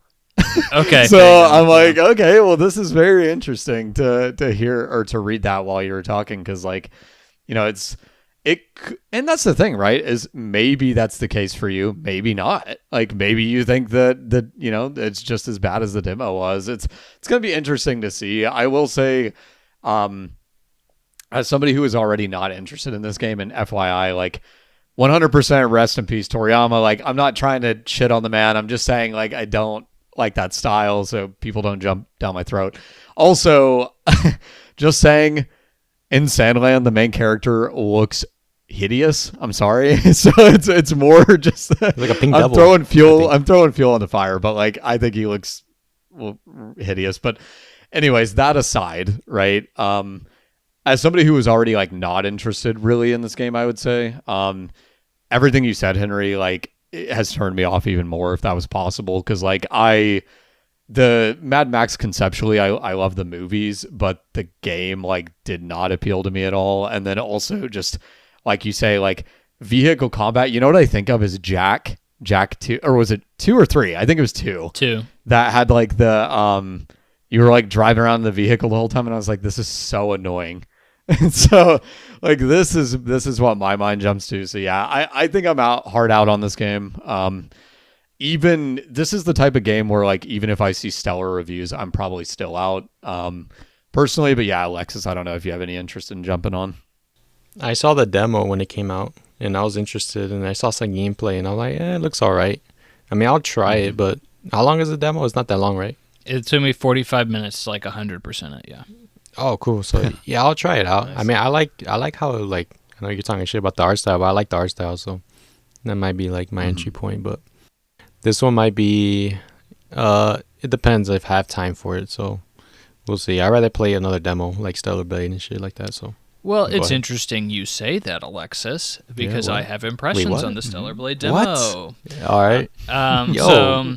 Stellar Blade is also another demo that recently came out. It's a game that I've kind of gone back and forth on as well. It's like, I think when it was initially announced, it was like, okay, well, who cares? Like, this is another, like, it's a sexy woman game, I guess. That was like the impression I had of it pretty much from the beginning to end. It's made by I believe it's either, I think, Korean. I think this is a Korean studio. And It is, yeah. they're known for making like mobile games, specifically like mobile games that are highly sexualized or hypersexualized as well. So like this is just kind of like you don't know what to expect. But then you see something like, I think like the most comparable thing to this game in terms of the ecosystem is Lies of P. Which also came from like an Eastern studio that had done nothing but make mobile games in the past. And then they made this Dark Souls clone, and people were like, oh yeah, it's actually really good. And like I feel like Stellar Blade has the potential to do that. I saw they showed off some gameplay for it at the most recent State of Play, and I was like, oh, that actually looks kind of cool. And so I was like, I'll try the demo. Like, there's a demo, sure. Give me a shot. And I have to say, I was actually, it exceeded my expectations. I did not have very high expectations for Stellar Blade, admittedly, but it exceeded my expectations. If either of you have ever played like Nier Automata or Automata or whatever, there is some massive inspiration here. The developers have come out and said as much, but like there's so many connections to Nier in terms of its world and its story. Like it makes total sense that, you know, this is such a close connection. And then the composer for this game is the same composer for Nier, which that soundtrack is amazing, and like it's so noticeable here, and like I love the music in this game. It's very unique and memorable, and honestly just kind of fun to listen to in an interesting way as well. So I really love the ambiance around that. The game kind of opens with your typical opening. What the regular opening is, you're like fighting a bunch of enemies, which are horrifically designed enemies. They are the most generic looking, alien looking enemies I've ever seen. But the combat itself is actually pretty decent. It's slower than I would have thought. I thought it looked like more of like a hack and slash kind of game. It's kind of more of like a lot of people are comparing it to like Sekiro. You know, there's a huge emphasis on like, or not a huge, I think people are overblowing the emphasis on parrying and stuff, but there is a emphasis on parrying and dodging and stuff like that. But the combat itself is actually done fairly well. I think that there's a decent skill tree there that could potentially lead to interesting combat down the road. And I think what really surprised me is like this game had a lot of exploration and like platforming and like Dark Souls shortcuts and stuff like that. If you're interested in that kind of design, there's a lot of incentive for you to go off the beaten path or find hidden secrets or treasure or stuff like that. And it made me want to go down every path, every corner. And, you know, I really enjoyed the process of doing that. Platforming is a little bit clunky, but like, again, not as bad as it could be. At the end of the day, like I was pleasantly surprised by this. And I think that this game has the possibility to be pretty good. I still think that it really depends on where the story goes, how it's presented, and like how the combat kind of evolves as the game continues. A lot of these kind of games, you can get pretty sick of the combat. The more hack and slashy it is, and this is more of a hack and slash kind of game than like a Souls-like game. the more like the deeper you get into the game, it can get kind of repetitive and frustrating. So I still see this game as a potential like mid to high 70s to like mid to low 80s game. Like it's still like the range I could see for this is kind of all over the place, but like it's still, I think, on the verge of being at least a good game, which I'm pretty stoked about, to be quite honest. I easily see this as a game that like I'm going to play, but I will play when it is deep sailed or like free on like a PlayStation Plus or something like that, because it will eventually do that. And like I think that's where I'm going with this game so far. I don't know. Do you guys have any thoughts on Stellar Blade at all, or no? Not at the moment. Yeah. Me. Okay. I gotta try the demo. That's the thing. Yeah, I'd honestly recommend just giving it a shot. It's also hard to not talk about this game and like refer to like the hypersexualization of the main character and like how there's a weird online discourse right now like championing it for some reason. Like we haven't talked about it, but like Gamergate 2 is like happening for some reason. And like it, I don't know. It doesn't make any sense to me. In all honesty, like, yeah, the model is very sexualized, but like this game, it's not that hypersexual in like overall. Her butt jiggles a lot, but like beyond that, like, you know, you don't have too much to point there. But there's like weirdly people who are like, this is what we needed more in games and stuff like that on like all over the place. I have seen that. I don't know why it's happening. I don't know where that conversation's coming from, but it's happening for some reason. And then the last thing I wanted to touch on really quick. Obviously, I've been playing a lot of really long games. Like I've pretty much just been going from one long game to the next. You know, Baldur's Gate was early this year, and then Persona, and then Final Fantasy. So like, oh man, I was just like, I need a quick win. I need to knock something off my backlog really fast. And so I looked at my backlog, and recently I've played Alan Wake 2, and I really, really enjoyed that game. It was one of my favorite games of last year. And I was like, I want to learn more about Sam Lake. Which, if you don't know who Sam Lake is, he's like the creative designer behind a lot of Remedy's games, and he's actually Max Payne. If you have ever seen Max Payne, his face, or anything like that, that is Sam Lake, who is the director / creative director of Alan Wake 2. He's also like a major role in Alan Wake 2 as well. But I was like, this is where kind of he got his start. I want to go back and play Max Payne. And it's like, it took me like 5 or 6 hours to get through, not very long at all. And this game is considered a classic. Like, it is kind of the game that kind of popularized, I think, bullet time in games. If I remember correctly. It was a long time ago, but like I think it was one of the first games that people really kind of said, this is how you do bullet time in games. Developed by Remedy, published by Rockstar. I'll say that like going back and playing games like this, like that are this old, it's a really hit or miss, whether they've aged well or they haven't. So like something like Shadow of the Colossus or Symphony of the Night, those are games that I played well after they had released, and I thought like, oh, these are amazing. Like they totally deserve to be classics. They're still fun even now. But like there are a lot of games that I go back and play from a long time ago, and I'm like, this was clearly a product of the time. Like I don't really like it that much now. It clearly needs to, you know, just stay in the past where it was supposed to be in the first place. Max Payne, I think, is in the former category, the latter category. It is a game that did not age that well. Maybe Max Payne 2 is a little bit better, but Max Payne 1, it's fun. It's a run and gun shooter. It is, you know, trying to be very much like nostalgia noir, like I'm a bad cop on the wrong side of the road, and I'm gonna get the mafia. It's very tongue in cheek with that. It honestly kind of stems into like dark comedy at times, based on like how much humor is in this game and how much it clearly is like poking fun at itself. Not enough to say it is black comedy, but like it really could be considered that. I wouldn't be surprised if some people do.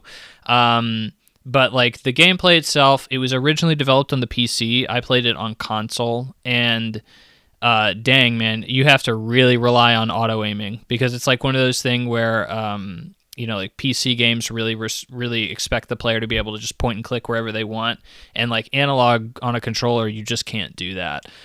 So like a lot of this game is very precision based, and on console you just have to hope that you're shooting stuff. Shooting stuff and the auto aim helps you out. Made it a little frustrating. Gameplay ended up being pretty simplistic. You run, you shoot, you kill most enemies pretty quickly. There's also like some PC holdovers of like this game there are no checkpoints. You only get checkpoints at the end of every chapter, which can sometimes, especially towards the end of the game, be very long.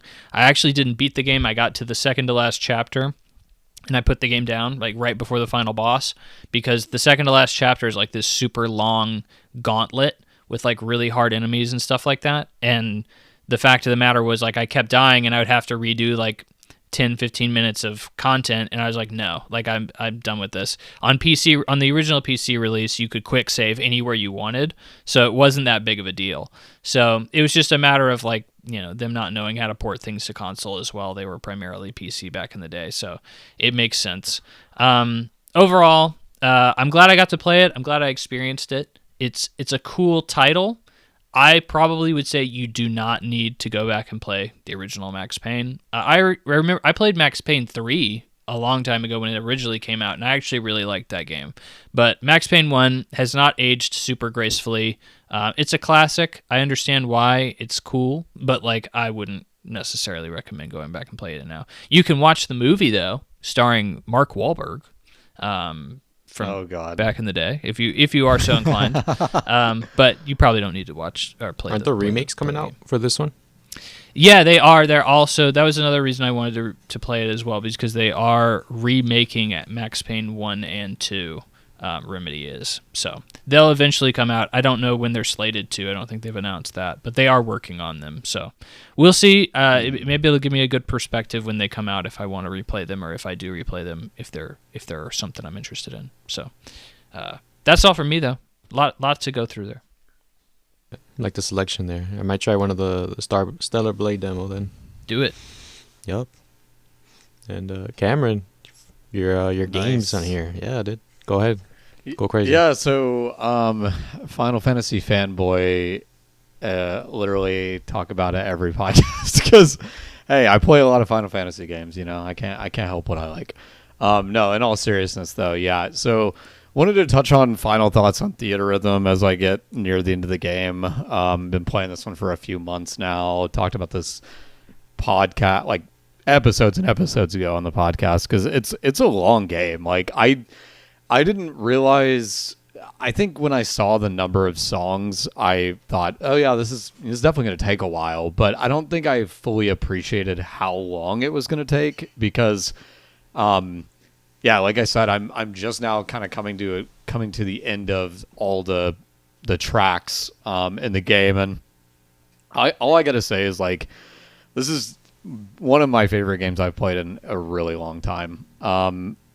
I love the series already, so there's a built-in bias there, I suppose. But it's just a really cool game. It's a really unique rhythm game. It's got some really fun RPG mechanics that I think spice up the prospect of playing. If you basically the way that they have it structured. Because I would love to throw a number out there and say you need to play this many songs to beat the game for people that are curious.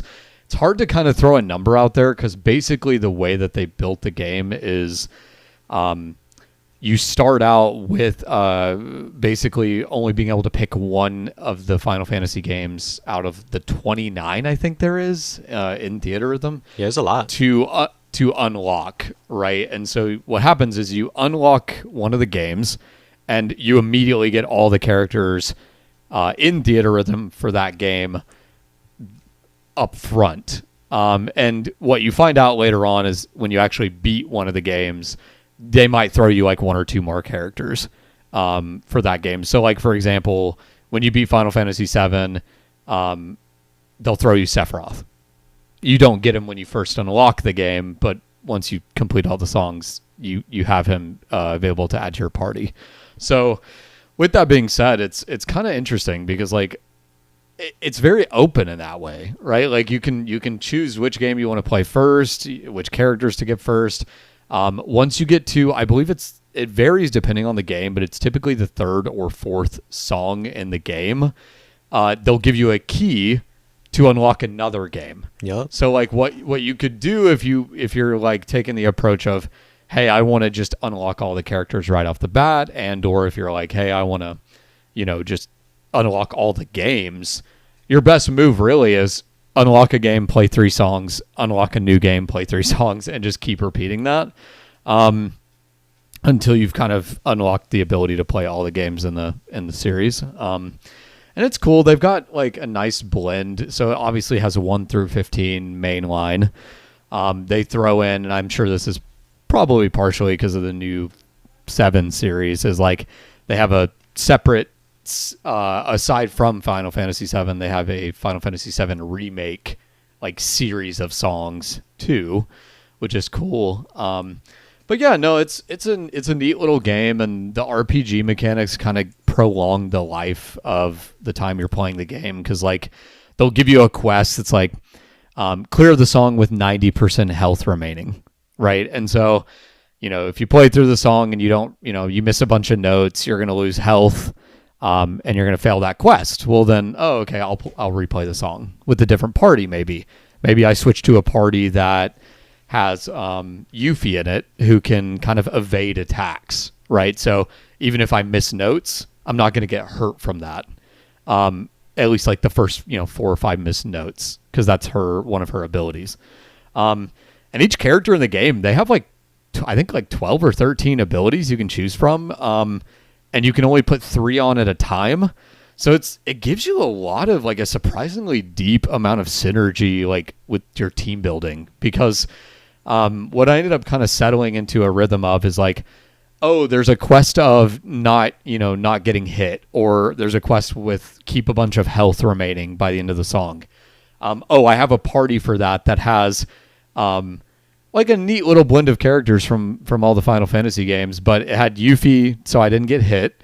It had Gladiolus from Final Fantasy 15 because he has a couple different abilities that reduce the damage you take, so like significantly. And then if it was a objective of like defeat 10 enemies, oh, okay, cool, I have a party for that. Cloud has an ability that ups his strength but makes him take more damage, so he'll kill more enemies.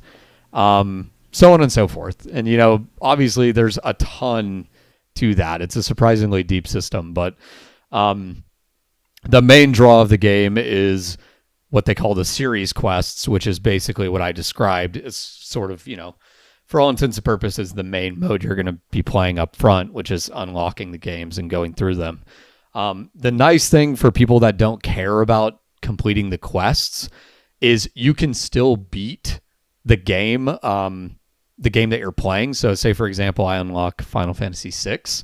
I could still get to the end of Final Fantasy VI without doing all those little specific quests. Like if you get a 10-star difficulty, which is the hardest in the main series, if you get a 10-star quest that's like don't get hit by a single attack, which is effectively don't miss a note, unless you have a character like Yuffie who can evade attacks. But if you run into that and you're like, I don't really feel like doing that, I don't want to play the game in that way, right? I don't want to be that specific. Well, guess what? You can as long as you clear the song and you're still alive, you can go to the next song. So like you don't have to do the quests. The quests are just kind of little bonuses. They give you drops. If you're like me and you take the approach of if you really love a game, you're going to try to 100% it. Like they're a fun little add-on, right? So I'm like, oh, okay, reason to keep playing, I suppose.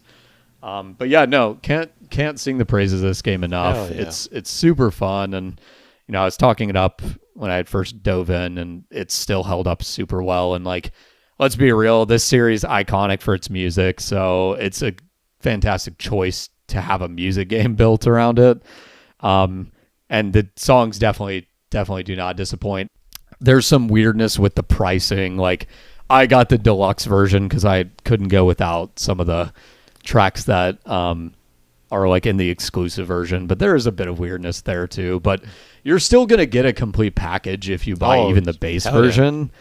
And you're still going to get almost 400 songs in the base version. So like you're still getting a ton of stuff from the game. And like one last thing that I think is really funny about this game, and I truly don't really understand why they did it like this, I guess, but the each game, when you beat the game, you unlock what's called an EMS, which is a something music stage. I don't even know what the E stands for. Like something to do with movies, I assume, because what video. It is, there you go. Yeah.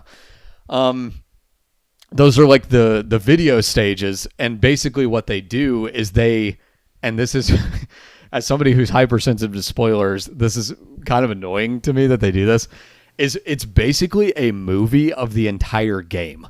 So it's like, it'll be a song, right, that you're playing. And so, I'll give you an example.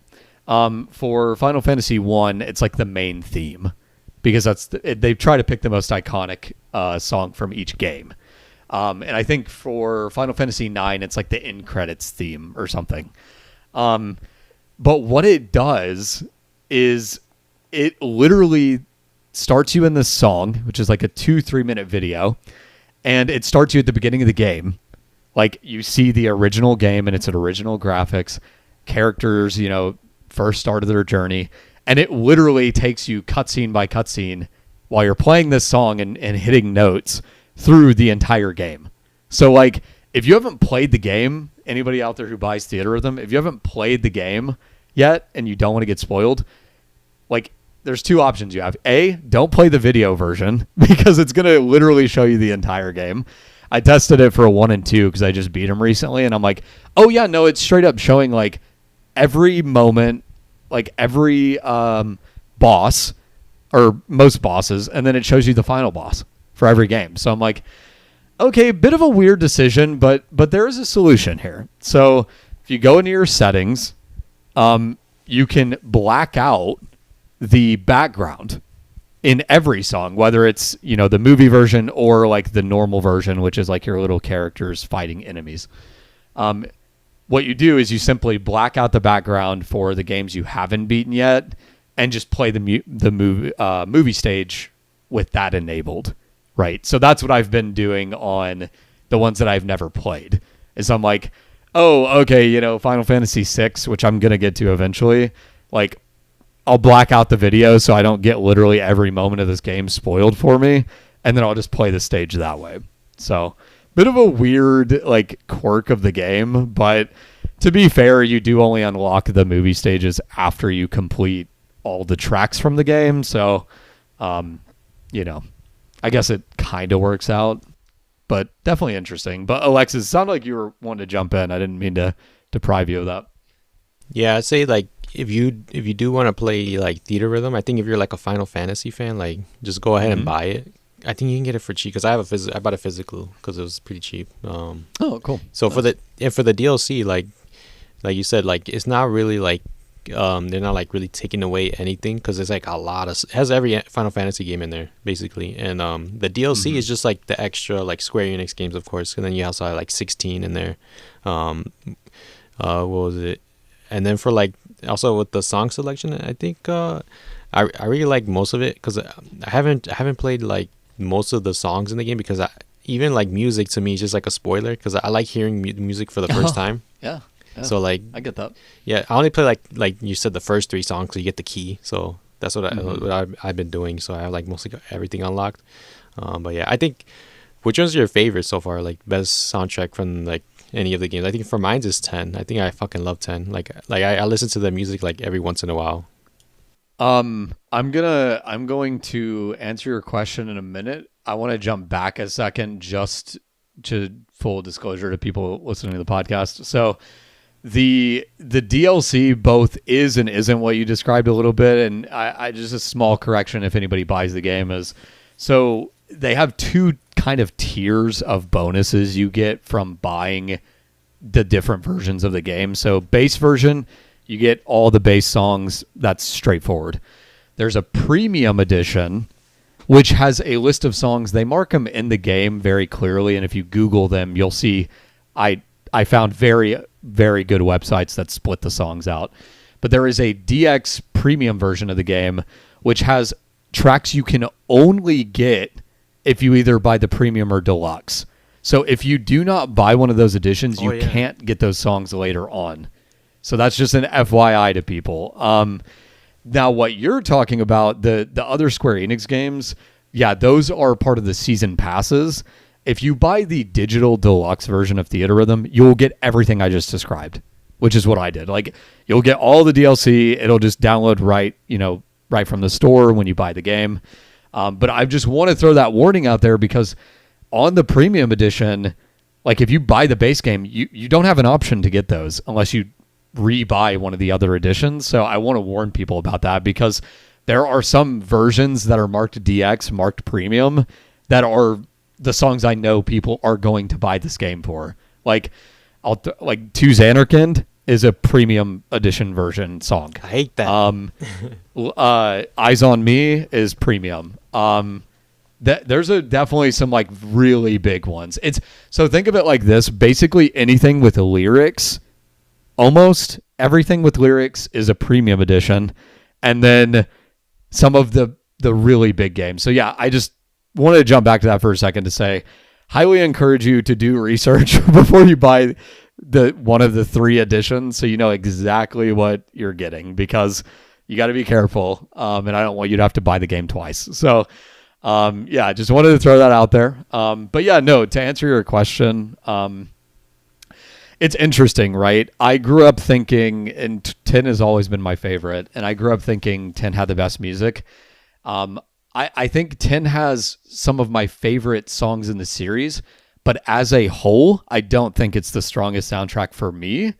I actually might be a surprise to some people. I actually think 8 all around has my favorite songs as a whole. Yeah, I like so 8. Like if you're saying like what is the best soundtrack in total, I think it's probably 8. 8 is very high up there. 9 is very high up there for me as a whole. But yeah, some of my favorite tracks are from 10. Like To Xanarkand is my favorite Final Fantasy song ever. So, obviously that's in 10. I think just the thing with, especially having played through Theatrhythm now and like getting a refresher on most of the soundtracks, I think the thing with 10 is like there's some big duds too. Like I really cannot understate how much I hate the song that plays at the beginning of the game when Xanarkand is like collapsing on itself, basically, which is super early. So it's not I like that one though. I was like, I don't like the rock song. Oh, I can't stand it. Oh, you meant the rock song. I thought you meant the other yes, like the one that the one that's the like playing like yeah, it's like it's playing in the cutscene that is like while Xanarkand's starting to collapse, like while Titus is playing Blitzball at the beginning of the game. Like that song I cannot stand. And so like I think that 10 has some really big duds. I think 8 is just top to bottom really solid soundtrack. 8 is very goofy. That's why I like the music in there. Yeah. No, I hear you on that. But Henry, I mean, I want you to jump in for a second now because you've played a few of these games for sure. So like, which one do you like the best soundtrack wise? Interesting, you ask. So I am not I know that Final Fantasy has a lot of iconic music. Yep. Obviously, like I can easily picture the Chocobo theme in my head just by you mentioning it. I mean, it's pretty meme worthy at this point. But yep. I'm not a huge music guy in general. And so like most of the Final Fantasy soundtracks that I've heard are okay background music, but they're not songs that I would necessarily want to like play on Infinem or several times like in my, like what I would like focus on them or something along those lines, which is a huge part of why like this game was I love the mechanics behind this game, like building a party and all that other stuff. Like I think that that's genius, but I think that like I need a soundtrack list that I would want to listen to 50 times in order to really get into it and play it. And that's what kind of keeps me away from this. Sure. I think that there's a few Square Enix titles on there that I probably wouldn't mind. I think they have stuff that's not Final Fantasy on there, right? 100%. Yeah, it's part of the DLC. So if you want non-Final Fantasy, that's when you got to jump into DLC. Yeah, and by the way, just to tag on that, dang, this pricing structure, I knew that game was kind of scummy in its pricing structure, but dang, I didn't realize it was that over the top. That's not only a complicated pricing structure, but like it really tries to milk you, it seems, which is really unfortunate. But I think I remember seeing this on the list of songs for the demo, and you can correct me if I'm wrong if it's not there, but easily the game that I would say would be my favorite would be The World Ends With You. Which I believe is on there. At least it was on one of the previous Theatrhythm games, if not that one. Yep. But it's part of the DLC. There you go. So I love that's one of my favorite gaming soundtracks ever, and I that's actually on like another rhythm game I play, called Groove Coaster on the Switch, and it's one of the songs. I actually bought that DLC, and I was like, yeah, I love this soundtrack. So that would be my answer. It wouldn't be a Final Fantasy soundtrack, but it would be a Square Enix soundtrack. Nice, cool. Yeah, no, I like that. I think it's a unique answer as well. Yeah, there's definitely some tracks from that game on the DLC. There's like Chrono Trigger music on the DLC, Saga music on the DLC. They have quite a few, honestly.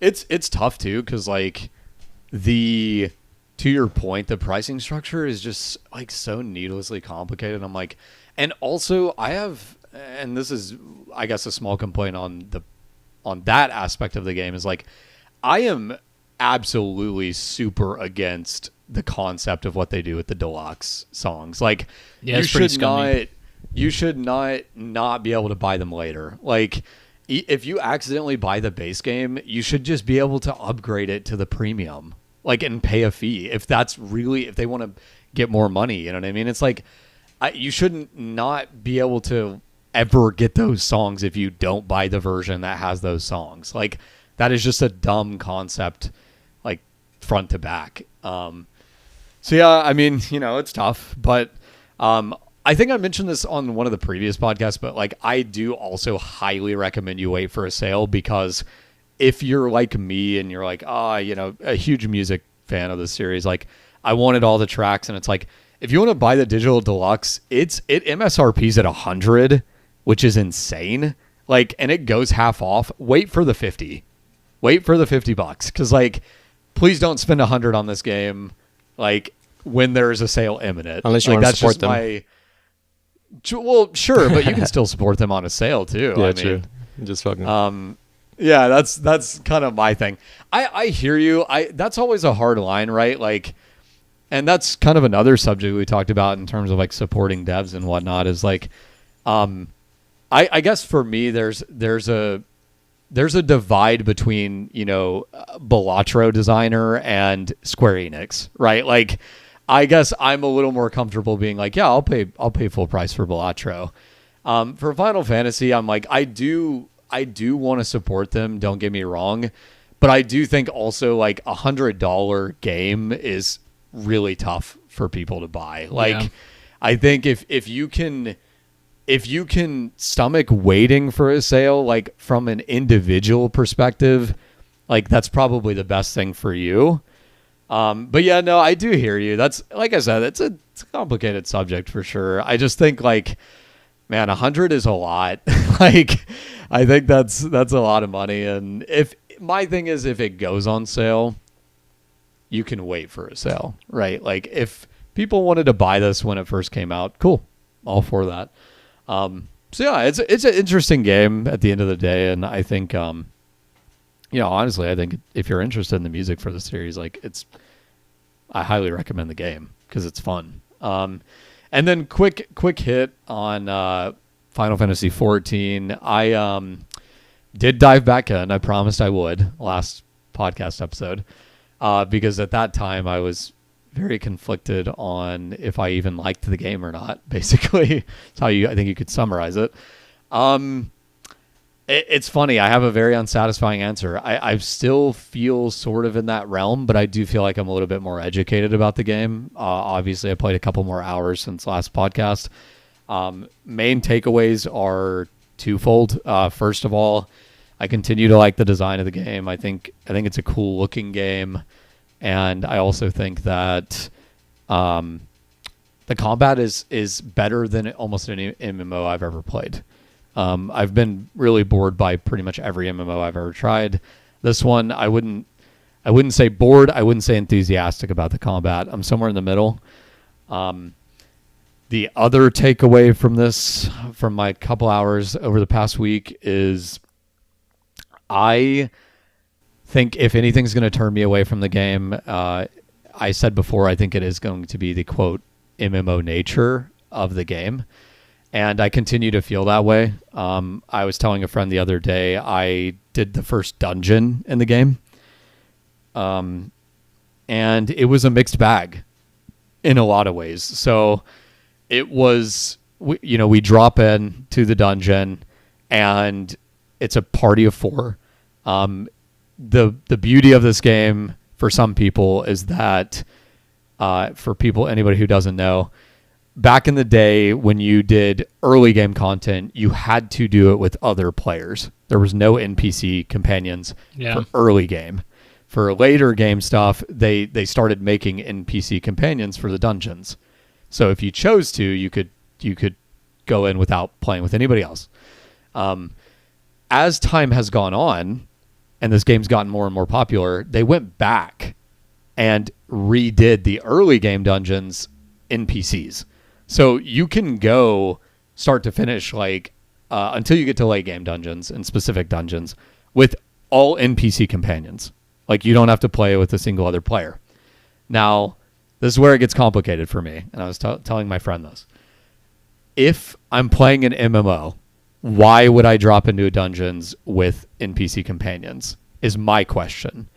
And if your answer to me is because you don't like dealing with other people in that context or the complaints I'm about to get into with my dungeon experience, why wouldn't you play with NPCs? And that's a complicated subject for me because it's like, on one hand, it's like, I get what you're saying. If you're saying the story is good, then I could play it like a single player game. That's fine. But then why am I playing an MMO? Why wouldn't I just go play 16? Right? I guess that's kind of my high level view on that argument. Now, in specific, with the first dungeon, what I ran into is 4 of us drop in, right? And in 14, if you're on the unpaid version or if you're on the the free to play version, you have like a little, they call them sprouts, but you have like a little plant symbol next to your username. So like my character runs around with a plant symbol next to my name 24/7, and you get used to it because it's like at first I was like, why is this there? Go away. But it just stays there until you buy the game. So we drop in. There's 4 of us, including me, and 2 people of the 4 immediately start sprinting ahead. Like we drop in the dungeon. I'm looking around me, trying to get a feel for the dungeon. Yeah, I know what you're just talking about. literally trying to get assess, right? And 2 people immediately start sprinting. And I'm first thought, okay, they've cleared this dungeon 50 times. Yeah. And because what 14 does, it incentivizes late game players to go back to early dungeons because you get rare drops by helping people clear dungeons. You get drops, you get experience, you get boosts. So this is the problem that I have with this game is like we drop in, 2 people immediately go running ahead. What does this do to me, right? Well, first of all, now I feel obligated to chase them. So I'm essentially ignoring everything around me. I'm not even really soaking it in, right? I'm one of those people that kind of likes to sit there for a second and like get a feel for where I'm at in the video game. I get that. You lose that, right? And then this is the bigger problem I have with it, right? We beeline it to the boss. Like we're stopping to fight the enemies that are in our way, but we're not going into little side shoots, little side tunnels. I'm assuming there's extra like notes and lore and fights to be had there. We just beeline it straight to the boss. We kill the boss. We get out. It's a probably a 30-40 minute dungeon that we beat in like 20 or less. And I'm like, as soon as we drop out and everybody disappears or whatever, and I'm back into the world, I'm sitting there and I'm like what just happened? You know what I mean? It's like whiplash. I'm like, I feel like we just did the most monotonous activity. Like, I dropped in, I ran ahead, I didn't look at anything, I didn't observe the environment, I didn't find the side content. So I guess in summary, I think my problems are less so with Final Fantasy XIV and more with MMOs in general, in a sense. But it's interesting, to tell you guys the truth, because like I Googled like players beelining to end of dungeon and read a couple forums, because I'm like, is this a normal thing? And people were defending it online. They were like, well, yeah, they've done the dungeon 30 times. And here's my counter to that, right? And I'm sure the devs would probably say something similar. Why are you pairing me up with people who have done this dungeon 35 times? Like, if this is my first time doing it, it just doesn't make sense. It's circular logic to me. And it's my biggest problem with the game at this moment in time, is like, the dungeon was not fun. And I told a friend that I was talking to about this game, is like, would I have had way more fun if I had played with the NPC companions? I think so. I really do. I think so. And at that point, why am I playing an MMO? So I don't know how you guys, if any of that resonates with y'all at all or not, but that's kind of what I walked away from the last few hours playing this game feeling like. I feel you on that, because like I think with a lot of like co-op games, when you're playing with like people that are like significantly higher level than you, they just steamroll like the whole like level or like dungeon that you were talking about, and it's like, it's annoying because it just ruins the fun of like being like, this is why like sometimes like being there, like when an expansion comes out, it's like better than just waiting later, because there might be that many players, or there's people who know like the meta, or they know what they're doing. So I feel you on that. That kind of sucks. I mean, yeah, play with the NPCs. Wait, you said it lets you play with the NPCs? Yep. Okay, so yeah. I could have, but I chose to do the first dungeon with other players just to see what it was like. Okay, yeah. But yeah, I could have done NPCs right off the bat. You think that ruined dungeon. it? That ruined it for you? You're gonna run it with the NPCs again or not? It's funny you ask. I was curious if y'all would ask me this question, because I was thinking about this myself. I am gonna do the second dungeon with NPCs and see how I feel after that, and then I think at that moment I'll know whether I'm going to walk away or not. So yeah, I definitely can relate to that as well. I'd honestly extrapolate that more to just multiplayer or like co-op in general. It's like, even when I'm playing with like a friend who may have not experienced the game at all as well, like sometimes a friend or just a random person online will run through the game very quickly, and I'll be like, well, I want to check out this side thing, or I want to do a side quest, or I want to listen to this character talk, and it's like, oh well, I can't do that because my companion of whatever sort, is not interested, and we're moving on. And so that's why I tend to stay away from games that have that kind of an element, because I'd just rather experience it myself at my own pace and not have to worry about keeping up with another player, or hindering their experience in some way, like they may be hindering mine, or whatever the case may be. So I'd say the only thing I'd have to say, and like maybe playing a devil's advocate for the design behind that decision, is like, sure, well, the reason that they do that, I think the reason they made that a reason in general was because you need players, right? So I would think like, sure, you're probably a vast minority of the community at this point, and if like nobody was incentivized to go back and replay these dungeons, then you wouldn't be able to find somebody to do one of those dungeons. So like, that's probably why they incentivize those players to do it. But like, I agree that like it's still unfortunate, and it can still certainly ruin your experience. It's just like, I can't imagine a world where there is a good medium, like a good, like in-between decision that everybody can benefit from. So it just is an unfortunate fact of just how those games play out in general. So I totally feel you though. No, I hear you on that. And I think the the other thing, and you kind of touched on it, is like, and this is where I think for me, it gets a little bit away from the problem being an MMO, and specifically with 14 is like, it's a supposedly heavily story focused game. Yeah. So that to me in and of itself is incongruous with MMO design. Because it's like, I'm supposed to really care about the story, and then a dude skips the cutscene in the dungeon. It's like, okay, that's interesting. So, and before people correct me, what they do, and I will give them a lot of credit for this.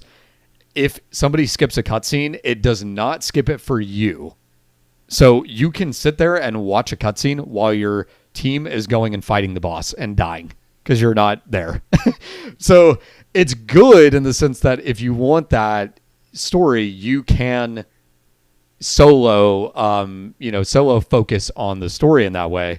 It's bad because if anybody else skips it, the party's now unbalanced, right? And so like, I don't know, it's very weird to me that it goes a little bit deeper than that, but I feel like I've talked enough about 14. I guess the only other thing I would say that's worth noting for people who really care about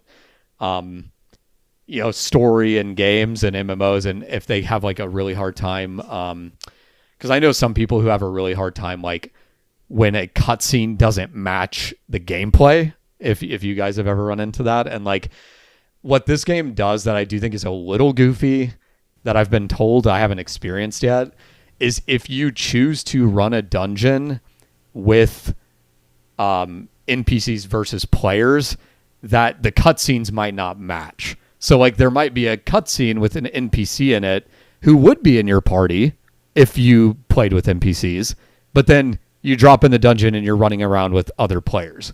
So like, X named character, right? Like Johnny bailed me out in the cutscene, and then it's a totally different character in the dungeon. Like that to me is a bit odd too. But it is what it is. And I think it's just something you learn to live with if you play these games. But yeah, that was my piece on 14. I promised I'd have more thoughts on it. So I'm going to give it a little bit more time, and then make the decision. At this moment, definitely looking like a bail. But hey, I keep coming back for some reason, so we'll see. But yeah, that was pretty much all it for my what have I been playing. I'm gonna just kind of kick it back off to you, Alexis, for the questions. Yeah. Oh, you want to talk about the Alone in Dark demo, or you already did? No, we can skip over that one. Yeah, we're kind of filling reviews and stuff, right? Yeah, I was just gonna bash on it, and I'm like, it's all good. How much does it suck? Yeah. Yeah, it's a bad game, and I see why the reviews are as bad as they are. Yeah. All right, let's end the show with this inquiry from a fan of the show named Kirby. What's up, man? Hello, Plug and Play. I'm back with a few questions and hoping y'all have time to answer on the next pod. We do. Question 1. I recently downloaded the Metro Redux bundle, which is Metroid 2033 and Metro Last Light, and just finished Metro 2033. While I understand and respect the appreciation for the game as it has a great metascore, I personally felt like it was an average shooter with an average story that didn't feel strongly about. On the opposite spectrum, I love The Evil Within, and I see it has a mid metascore. What game have you played that reviewed well and you felt was mid? What game reviewed bad, poorly, below expectations that you would argue is a great game of one you love? Okay, thank you, Kirby, for the first question. So before we get on to the second one, I wanted to kick it off to you guys. What games have you played that reviewed well and you felt was mid? I got one in mind. So it's kind of weird because, like the Sonic games. I know y'all clown on them Sonic games, but like they I don't think they really reviewed well. I think they're like middling, and then like the community reception is like, they suck. But like, have you guys heard of like Sonic Heroes? Or have you played it? Yep. Dude, played Sonic Heroes. Yeah, that game is fucking fun as hell. But then when you go online, people think it's like the worst thing like ever. I'm like, what? And then like the reviews, they fucking hate Sonic. They think Sonic Adventure wasn't that good. And like when I play those games, I'm like, bro, this game is awesome. I don't know, maybe nostalgia talking, but I think it's one of those games that like that was like reviewed below, but then like it's a good game to me personally. So. I know you guys how you feel about like Sonic Heroes. Did you guys play that? I did, yeah. I actually played it not too long ago, like a few years ago, because like cool. I was just like, I think I had gotten a hold of it during the pandemic, a copy, and I was just like, yeah, I'll give this a try, because people growing up, that was like a very popular game amongst my friends, was Sonic Heroes. So it's honestly, it's good. It's like kind of like adventure, but like more level based and segmented off in that way. It's fine. I think that it's one of the better 3D Sonic games, and I feel like I see that said a lot, actually, is that it's considered one of the better 3D Sonic games. The thing is like you will just find somebody complaining about literally every single Sonic game that exists, because that is just how that series has evolved, is like people either love it or hate it, and most people like to dog on it. It's just kind of one of those things. It's just how the community responds to it as a whole. I like Sonic, but like I have to admit that like it's definitely a hit or miss franchise. Like either those games are good or they are not. So I get that. What I like about it is that the levels are kind of like difficult, and they're like long too. They're like 7-minute levels or 8-minute levels, and it's like 2 acts, I think, or a couple acts. And yeah, and there's like a remake I think they're planning on doing, but I don't know if that was like a real rumor or something. But like, yeah, I'm there day one. I don't know. What about you guys? Is there any other game that you thought that was like that was bad, that reviewed bad, but you thought was good? I want to kick it off to like Cameron if you want to say anything about that. Yeah, I have one fired right off the hip. This was an easy answer for me. Both in terms of wide reviews, like the audience as a whole, like critics and stuff, and in terms of the fans of the series actually don't like this game either, for the most part. And that'd be Suikoden 4, which is funny because we were talking about Suikoden earlier, but Suikoden 4 is the black sheep of the 5 mainline games. A lot of people rank it as their worst. A lot of people just outright skip it and play the other 4.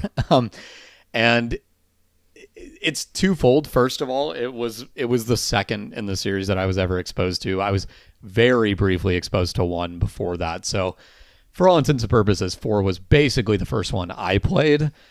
So there's always going to be a bias there that you can't get away from. But I actually replayed the whole series a few years ago, and I still love 4.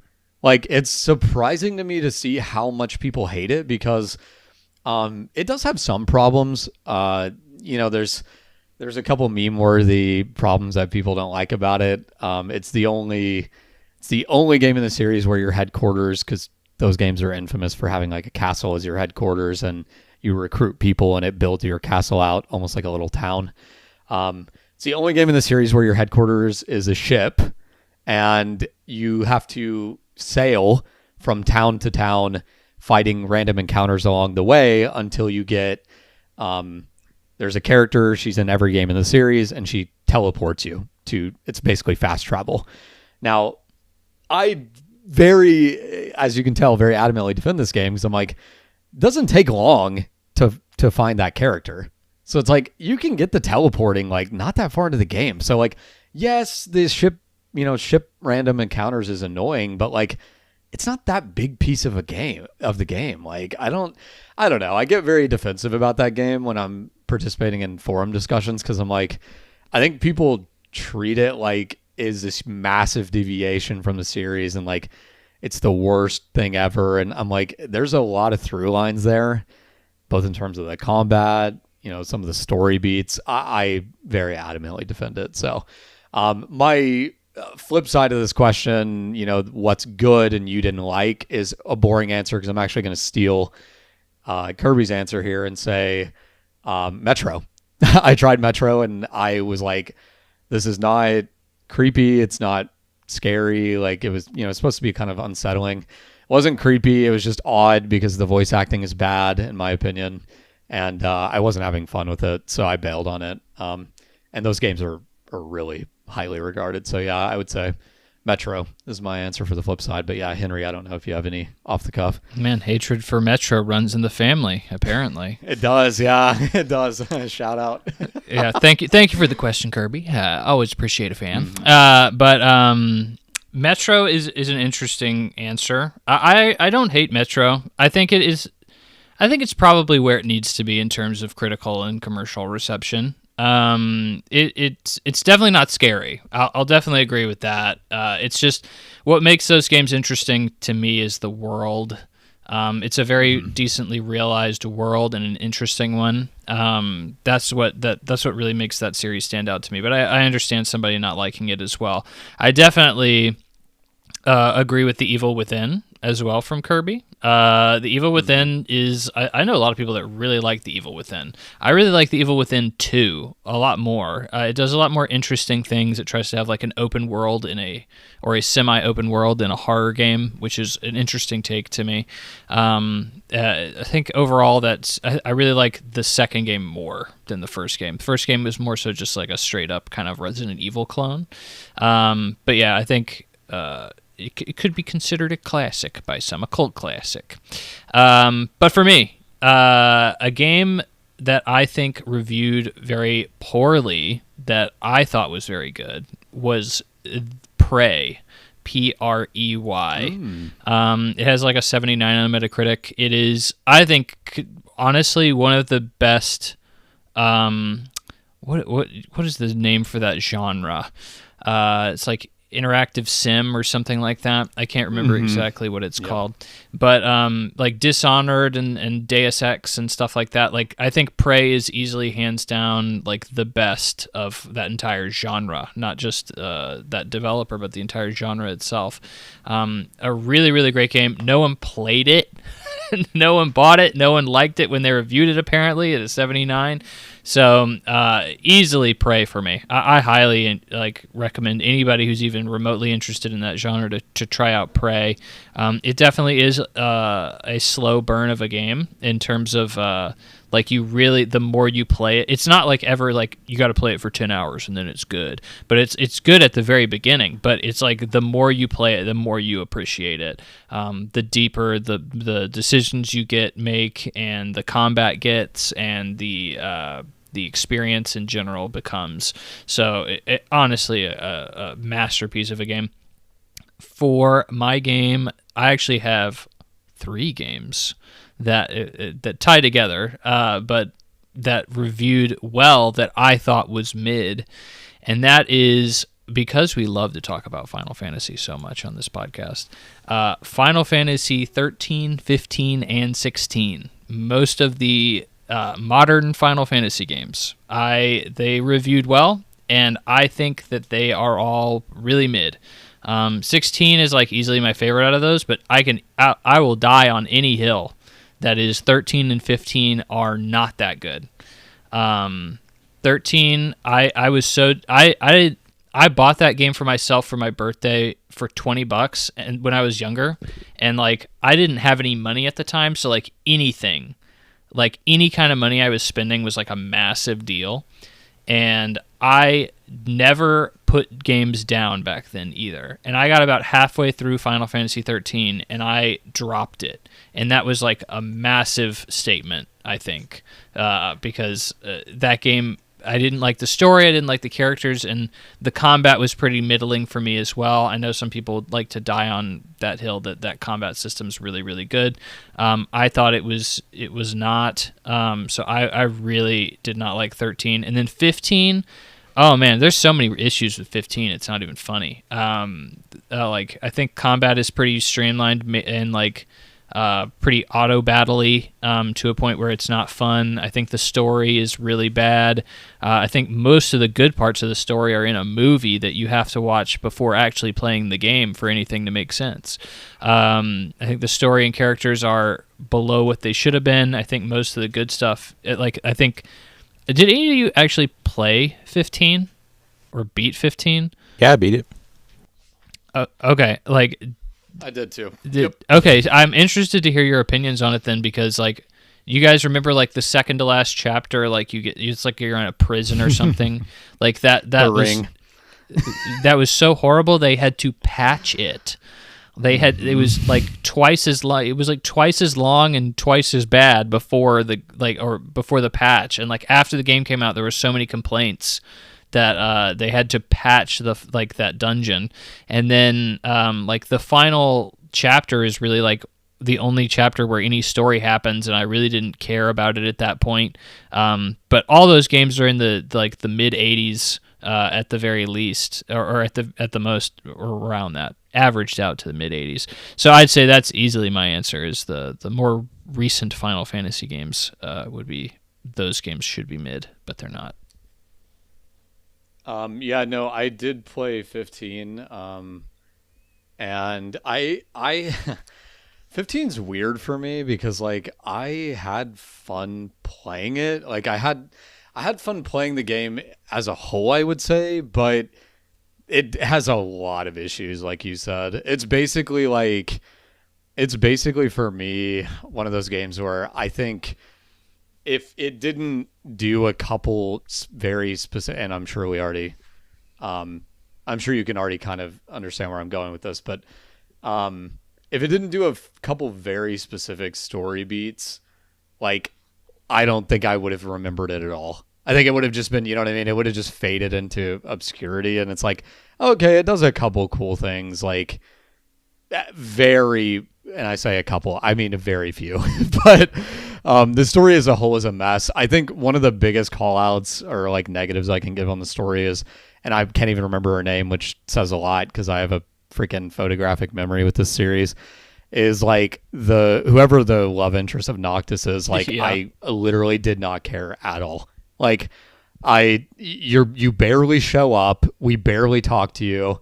I have no clue why he even likes you because you never hang out with each other. Bro, she's so it's hot. Like, yeah, I guess that's it. That's what it sums up as, I guess. But no, it's funny. I had more fun with 15, I think, probably it sounds like, than you did in some capacity, but I also agree that, like, it's definitely a flawed game. And I will say, very important to note, I played years after it came out. So I played, like, a heavily patched version. And, like, the prison thing you're alluding to was so funny to look up after I beat it, because it was like, oh, yeah, they give you a ring, and that's your only weapon in that section. And they give you a ring, and pre-patch, it did like 1/15 of an enemy's HP a second, or 1/10, and then post-patch, it kills an enemy after 3 seconds of waiting.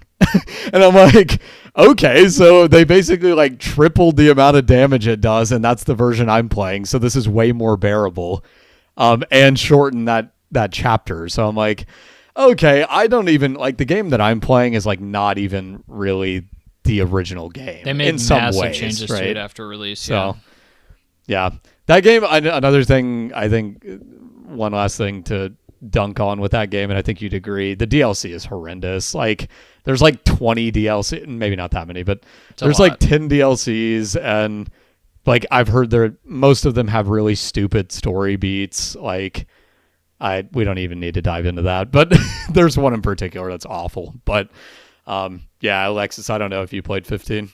Yeah, it's weird because when I first played it, I really loved it, and then like my dumbass decided to do like as many side quests as possible, and like I just really got bored of it because it was basically fetch quests basically, and like the side quests garbage. Yep. It's terrible. It makes like the Rebirth side quest like amazing, like 10 out of 10. But yeah, yeah, for this one, I think I really like the 4 characters. I think they're really good. Like, they're strong. Mm-hmm. But it's like the other characters that are just like, they just don't have the, like you said, like the Luna Freya, which is like the yep, that's her name. And like, she does nothing like the whole game. She's just there as like someone to like move the plot forward, like not a character. And which sucks because when FF versus 13, like when all those trailers were coming out, like supposedly she was supposed to be like a huge part of the story, and like when you look at the trailers, it's like she's all in combat and stuff. I'm like, yo, what the hell? But yeah, I think 15, to me, I gave it like a 7.5 out of 10 for me. I think the last part of the game, where you're like the last section of the game, I think is like a really good part. I really enjoyed doing the last part of the game. It's like the final chapter, basically. I think that was like probably the best part of the game, or one of the best parts of the game. So, yeah, I kind of agree with you, but at the same time, I think there's some parts in that game I think I really like some of the concepts and shit. So it just wasn't fully realized when you play it all, which sucks. Is that everything from you guys? Mm-hmm. It's everything from me. I think so. All right. There's also here. What was it? It says that. Oh, you wanna like say something real quick about like a game that you thought was what was it? There's like 2 questions in here. I'm trying to see. It says that a game that you played that that was pretty bad. Oh wait, never mind. Forget all that. So I think we covered it. yeah, we covered. Sorry, Kirby, but for question number 2, we'll get it in the next episode. So we're running late. So we'll got you, Kirby, next episode for question number 2. So let's wrap it up. We've been here for quite a while. So great episodes so far. Is there anything you want to say? Closing thoughts, Henry? Thank you for listening to the Plug and Play podcast. We hope to see you next episode when we talk about video games. Please send us an email to plugandplaypodcast1@gmail.com to have your questions read on the episode. And remember to follow our Fantasy Critic in the link in the show description. Thank you for listening. Yeah, Cameron, what's up? You want to say anything? I can't add anything to that. I can't. All right, there we go. Thank you, everybody, for listening to today's episode. We will see you in the next one. Take care. Thank you. Thanks, everyone.